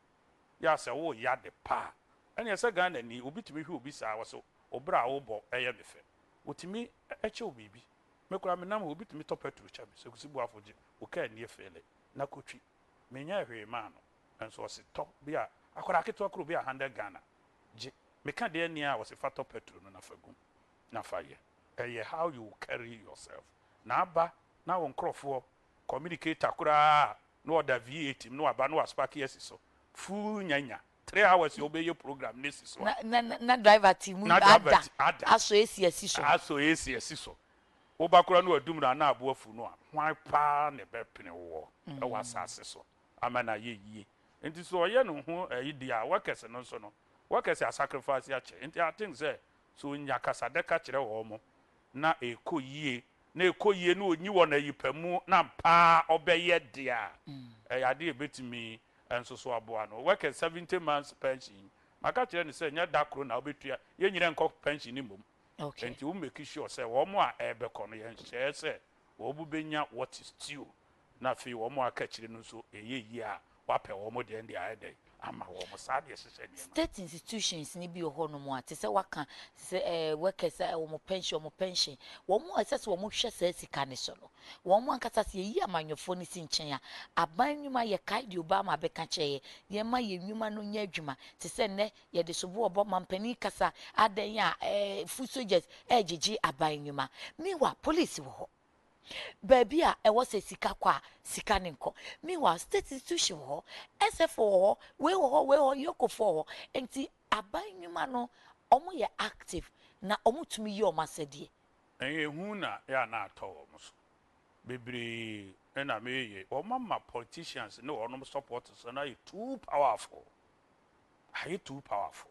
eni nyina wo sesesa uni ade bo kwa akọje kura uni mu de ayede beti se baby wo kwaji to boot no ticket ni san ye no afi wo enya bie mu ntwa wakoso financial loss to the state enti yemhwe smooth transition and politicians na eduebo next time so mbefa obi wo to boot mu ni ade a enwumanwuma de politics to so ne de fa nipa ni nyina yenyai ni encreate professionalism na de wo kotena to boot anokora no ye interview no ne ma no letter okay ne kura no se criteria we ne de fa wo ade to butu se enwui esi hoda bia adenti na ye ad hoc employment what say per professional ya wote honum wakọ interview ti se the teacher ni kire na ade nurse ni kire na ade ono so asọre ne yemfo mo nkọ hye asoye se road and highways wo ne yemfa wo madwuma ema won letter na wo mo nkọ tena ho nya adwuma ankasa na fei wo mo kọgigi sika na wo mo fe yentua wo mo senate ni bibia eno de obi ba ho na ekọ akọpam obi afiri ho ara na ne wo mo mpam apolisifoɔ ngro wo mo ntade na wo mo nso fe nhye bi okay and wo mo nkọpam nursefo so enti say toilet kura na musisi ya eho nyina mo formalize employment no mo biem mo advertise when beti ma hwe toilet so mo mra interview enya politics sem Ghana for local na toilet so ye fanipa ye interview interview okay ye interview bukura wuntimi nsiesie so Bibrako School of Hygiene uko Germany my sister School of Hygiene or the toilet so I don't know jijiska okay into omo akose School of Hygiene dey tin ye mo course school no oni nim yare e beba so se dey see here ene ma kura mo ba kokura na ba bi graphic and na me ka graphic paper bi a newspaper ya troso and o matiti mo di koja unim yare e mema we need to change everything now we move to professionalism yeah ne sa institution wo ba ekoye adwuma no kura no ebetimi ayade ba ya nhyehyɛ ne sa wo hu se ebe ye nti nipa na ko School of Hygiene o ba ya ufiri kyerɛkyerɛ ba ya so me party aba power uja wa ba polu wa hwa na fi wa kuti o se ma je toilet o certificate ya e kyerɛ se wa ko School of Hygiene ya wo kɔtena toilet ho no anything okay ye be wie kra na ye nhwe wo kan bibi about energy say na se de fangu amansan adwa so Ghana ne yenya bi nti afi ne atidum so enne ESEP African Center of for Energy Policy say IPP fo ni bi ho no a aban ni omo call contractor adwuma no kra wo ntumi nyeye na bi ho no so na ya atrejo nti enke be ya aban entwa sa contract nim ye titin so I say anhwe ya adum so ye besan akom because budgets na buy no I to say generators akese a temporary bibi ye be ye ne dey eno na Ghana was here near me or maybe a economy so the job creation one factory near me bubo din nyina uni energy uni economy whatever it takes we see dum so no ya campaign hu bebre. This is not a time to entertain politicians again. We are president ya wo leverage ade a wuni bi obi wo bi to Obama ba ha sisi a no say ana Trump so mu de siso na president Akufo-Addo udu ade bi e frɛ no koko men kwada ni di a wo ho beto won ashoto wa America na bu wo Ghana wo be ye ne den be mani bi. People build leverage. Presidency is not a joke. Into oba saa nneɛma wei nyinaa ewiase oil no obi kura tu de ne de ehye fam kwa onye nton ye ukọ na akọpa ne kyewo a obema obi Nigeria for kura de bebre ye ntoy da so si poso ya ye ntoy na se Nigeria na those times o mo ka che say pipeline na ye dey o emma ne nsem bebre no the international geopolitics no the be akire be di hon komo aye kwa it no into o ma ba no o mo mra omani enkofom na ba bia ehye bia ye kura ye obi sisi kura se ton no nyina e ba be ye adwuma okay ye hwe na nya yi a de de ma ton no kura ye nchim ye mfefa ekura emfen service ye ne e ye energy nipa ni tua ehon ka ne ye nko abricos ye kwa omo de aboro so ye betima ye bi ne ye nya daage as to say contract ya obi no obi aye de medium se ade a nko ye bia emfeva Ghana nti na Ghana fo nsesem no nya hote na Akufo-Addo kra volunteerism na de ne ba power baby wo hokọ abeko no obi adopt polling station wo se me na me hwe taduane ama wo madie baby wo kra sika anko e ma basia esane wo no maboso e de hwehwe polling station for so ma akọ amnantie ne shirt ba akọ ntontomo we no enso so na wa han na ni se wo me akan ya ba awie ne ye de ataredua ho no watwa gu na ayi so na fe wo de ama enti bebre e make sure say wo niam a wo kan ye on the basis that we are competent wo nya corrupt na the Ghana besi yie no amenchirima ho atọwọ na Ghana fo ho atọwọ eno ho no mo hweye eto aba enye usika enye usika dia probably they would have gone for a different thing okay enti wabai no me pese mete saa niam no temporarily there enmanim ye dia ebeba what you say saman kura ubi kura free and sasan ko ade ubi a wewu atofu wo ya na sasa no e da so titifie na che kakra but se di be afe moa na dumso no da so e wo ho na ye se ye de ensa twene ye bo ye de ye ntimi nya ho hwe ade ba ko ami nua setepe ye ya na mempe se $250 million or the call bank bi se e idle money sika nso so bo asesan se minim de de meyo near the Nigeria ka over $110 million. That's sika $250 million. A top private bank say sika no ya de train bia infrastructure committee be and our board be ebe set up. Na nyumegu such monies could have been given to Nigeria. Okay. And they do procure oil. Na ko hono ma environment. Ya de train me nkwala birim aboso no. Well, with me, Dimsika, no assessor papers, no dear goom. Minya, no, I ain't cool for to Cabra and Sabe boss of her. May the boss who are edge, no meniaje, the papers and coon. I mean, you know, catch them. And don't be know the achieve my Sandy boom mine, or what you free another car, what you free a ball, and fatting I could do poem. Sana governance and so ye kra na why economist dia ye ba wodie mu ye ba me bisa say die Cote d'Ivoire eco civil war and so ma ba ma ne Cote d'Ivoire economy ni ye chen ye enti se ye de ne nye ana se how kakra wo mu a enema mienu miensa ban e na ban we betumi aya anya hwe ye betumi ase agina ina yo se the Americans have made the more thing can any be a ese ujitum memfa de oye politics and ba power e more thing Ghana ni bia make sure ade a friend prudence aban o make sure say oya de bia onfa Ghana eni animu contract bi odema onhwe na wono mo amu yen okay na yenya de friend value for money na fe yes akono agric any idea see bi nipa nya aduane di a ya na on tan hadwen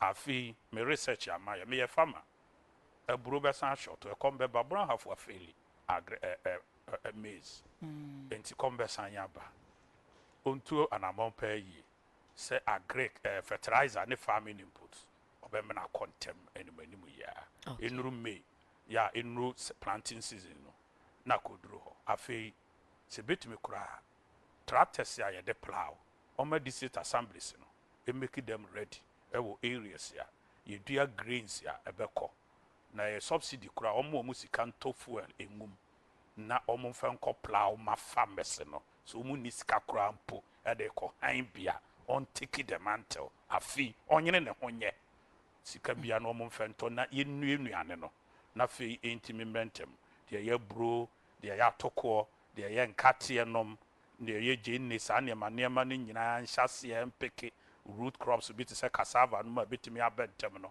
ye nhyase ne mfie hunwuram ne nnueduedu anentem na ye nhyase na ye nya aduane ne bawia ebetimi ayedai ebetimi aboa na fe baabi agalamsefo no wo pondo no matutu na akese ne nyina na anu mekohu baako bi yesi galamse minu aba mekohu ye pitire pa ni tidia adore wo mu no ebetimi a convert ni nyina de aye fish farming ya enu kwa say ebetimi eja na ho se yese no na asai mekoya no me se asai me se fish nso na damu ye pondo o ma kriti enti o mo se ne kono ye reclaim na fe ye mfanya fish farming na emrantie no nso so me so ye ne sa ne bre a ne ye kasa Ghana ye chechira menchirima ne ye de enchirima na emede asea ye de sa adwen ne hie tirim ne di tirimu dem se de adi broni so tirimu dem no a wamfa dakoro ene ye emrofo nyina eto omboase ene chechire wo man oman ye ne resources omunye mpanimfo adwempa wo mu tirimu no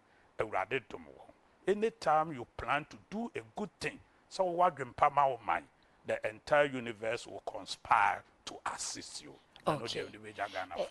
Dachin bia obeba bia behwe ne akakua ofi se wo ye farmer na emom ye de media ye kachem so owura Kusi Boafo chartered accountant ne economist ne farmer enso akire ya hwefo si o reverend ebi se owura Thomas nti hwan ne owura Kusi Boafo ka ho asem kakra che yo owura Kusi Boafo obi a ofra Asante Achimasubu.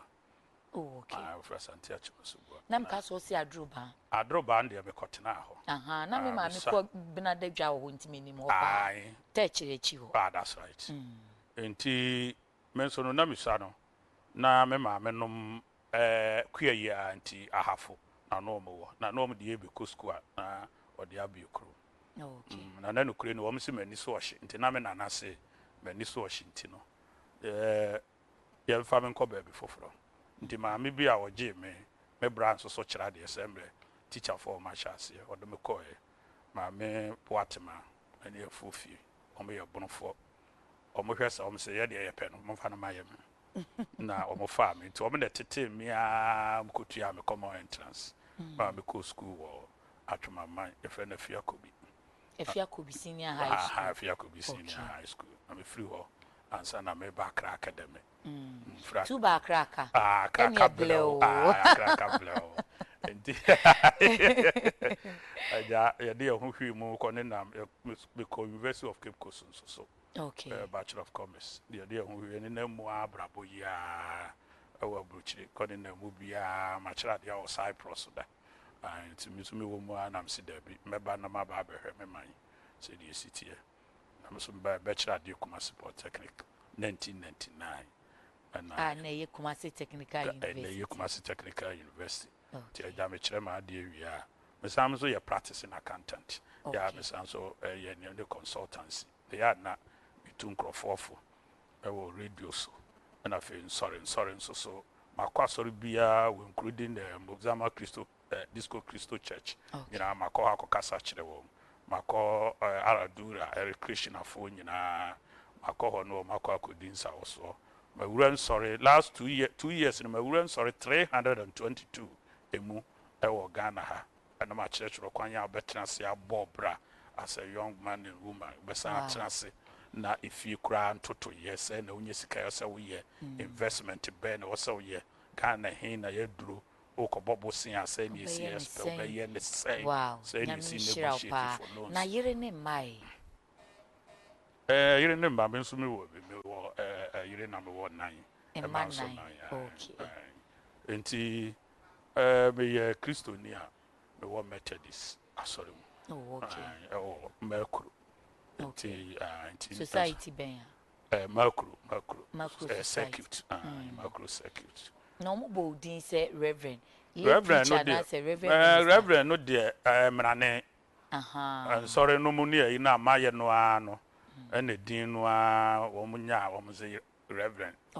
reverend no de asofo no ahumi asofo na de to mi din say nyuma no a me ye ne nyina no ete sa asofo die enti nya say bia me de call na bɔ me kon mu no anko a nso so da bia no na wotwe bia me kon sorry me nsem am ko kyerɛkyerɛ wo mu great na ya wunya time ho menti sɛ wonya hwe a ɛdeɛ na wo ye de gigi wani wo hobby ɛdeɛ yo no krenya me ani kuya ye me passion me hu sɛ anka aso na aduaba bia manige ho me kokɔ aso manige na me amepɛ ngoma akenkan okay free say wo me no me ka bɔ mu na sani ne twam a makan ngoma 1960 1960 na makase bibia mu no nimdie bia wo pa ya na nkwala no me accountant my economics my we so me fa Greek ya me wa Greek books me politics books be say duanan so me wa more than 60 best speeches of president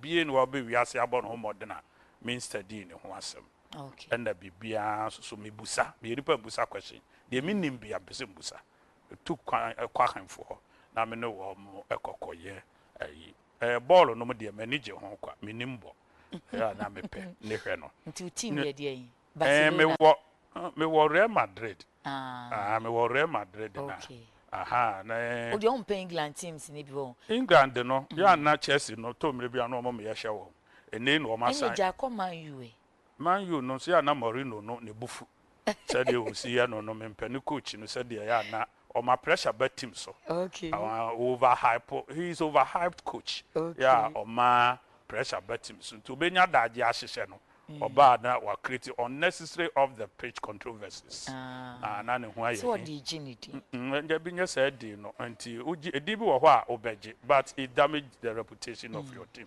and ono nso so sa na me penasem na so said the off the pitch incident no na fe me pem wa yen na me pa me san me pem wa yen na fe so me pe me na fo nyina ye empanimfo se be ya ai ene nkwala nketenkete no beta no mu di nkomo ya na akoda nyina mpese die pa na akoda ebehu die no wo se otimi ye die no wo se otimi ye ya na me pe whether indeed I can identify the potential in the child so until accountants my training over 1,000 accountants politics there everybody is a politician everybody me pache Ghana ye de mainstream politics and ya na mempe because of the water no say ebia eye too dirty in a reform politics say politics ya eye fede obi obeka say wompe bia no na nye onye nokwafo na so te yekudi di atem ewo mu de yenhunu ye yenka de me friend Machiavelli tactics me kan Machiavelli book but friend the prince obewie no de share chire ono atwero book or say if somebody comes after me and becomes my disciple I want him to write a book against Machiavellism. It is dangerous yes for our current dispensation ono krasa no de shemu enti politics there ateni na ewo mu no ena ya mempe obi wo hokora wunuru no ena politics no so ewo mu na mfom so bebre etime so ho ena ya na mpanimfo no bi nso ntie afutuo o mu ntie afutuo obi wo ho a woni politics so de oka no eye wo se ofa no ne ya na ema no enye denti mrante na ebe mu no eye futuo na mde ma wo eye de ne yentimi nkofa politicians in free Togo ne yentimi nko han bi wo mo an ebe ye politician they must reform and as obi a chart course yemfa ateni ngura politics mu say eno ne de ko establish wo so wo ko politics mu a ada so be pick finance wo de agree ko apre menu aba wo ko mu ase de usika sei wobɛtumi koraa ka sɛ mefa mmaa ne nkwadaa yiedie na ato me ho so na masua na mede akɔm akasa fa ho wonuru mfiri bi no then you become a very competent person and authority in that area. And I think Ghana will give you responsibility. Yeah, that's it. Me papa Father Adekye ne Dr. Osei Kwame despite ne Dr. Nisofo Isapon ni production team ni say yeah that's a pass by short notice and so when you shamo. Me so me da was. Yeah that's. Abusian for ye ni owura Kusi Boafo. Na so edi ni de bebro no akra kan bi a che o se ne nanate kwabena enti Kumasi for any insurance ne man fans Reverend na na brof din so de Thomas na na friend kwabena enti Reverend Thomas kwabena Kusi Boafo a oye economist or chartered accountant and o san eye kuani a owo Kumasi o cha de e wo Kumasi Technical University formerly K Poly ehwo na owo ene be don hwiri mienu de ye ne na bonkomo ye nipa wutie na wutimu se wo penkomo na adwumu so do enti don hwiri senkra wo de mana on kasa nwie da watu ye fo pa ne se ye tie di a he amanyofo die wom citizen fo say plagiarism osi plagiarizio responsible citizens not spectators on so ye nyina ye die wom businessmen die wom chese obia die wom okuani nso die wom tie nyina ye fa bi ne fa bi no ne ye de ye adwuma bebo anya da bia enye de sobo bebo amanyofo fi se wo se ya nso ya da paafo ya akwadwero ti ewi aboro so wo yetim ye wi aboro nso e wo yetim ti eduru ba bi cross Ghana for nye Ghana for Ghanaians and Ghanaians ye suban ene ye ni ye ntia said ye ya kanfo no e wo comment awodo ne comment no more than over modi aba no ye ntia asem no na asem no de nye ne ka no Paul say ye nhwe se ye beye ana James ye beye asem no ye fo asin ni tiefo ti na futuo yi se ye ne ye fo dia Ghana ebeye sedia ye nyina ye hwehwe no one time ye be sign edi no aba na ye ka che omanfo se ye sere mo se ye nkotwe moja emfa emwa enei eye Fidelity Bank wonum eye blood donation 13th January 2017 wo mu sha se anopa no nwotwe ya ebiri nyanko mo wa akopem se enipo twato be kwa akotwe enti woto nsa afro se Fidelity head officer next abronsan foforo kese fefefe na wonum asi no wotesa no ya be kan junction bus stop ho na wokọ ho no mo a wo mo e wo ho no enipa dome wo a watwi moja ade aboa da bia ye se yentwi moja mfa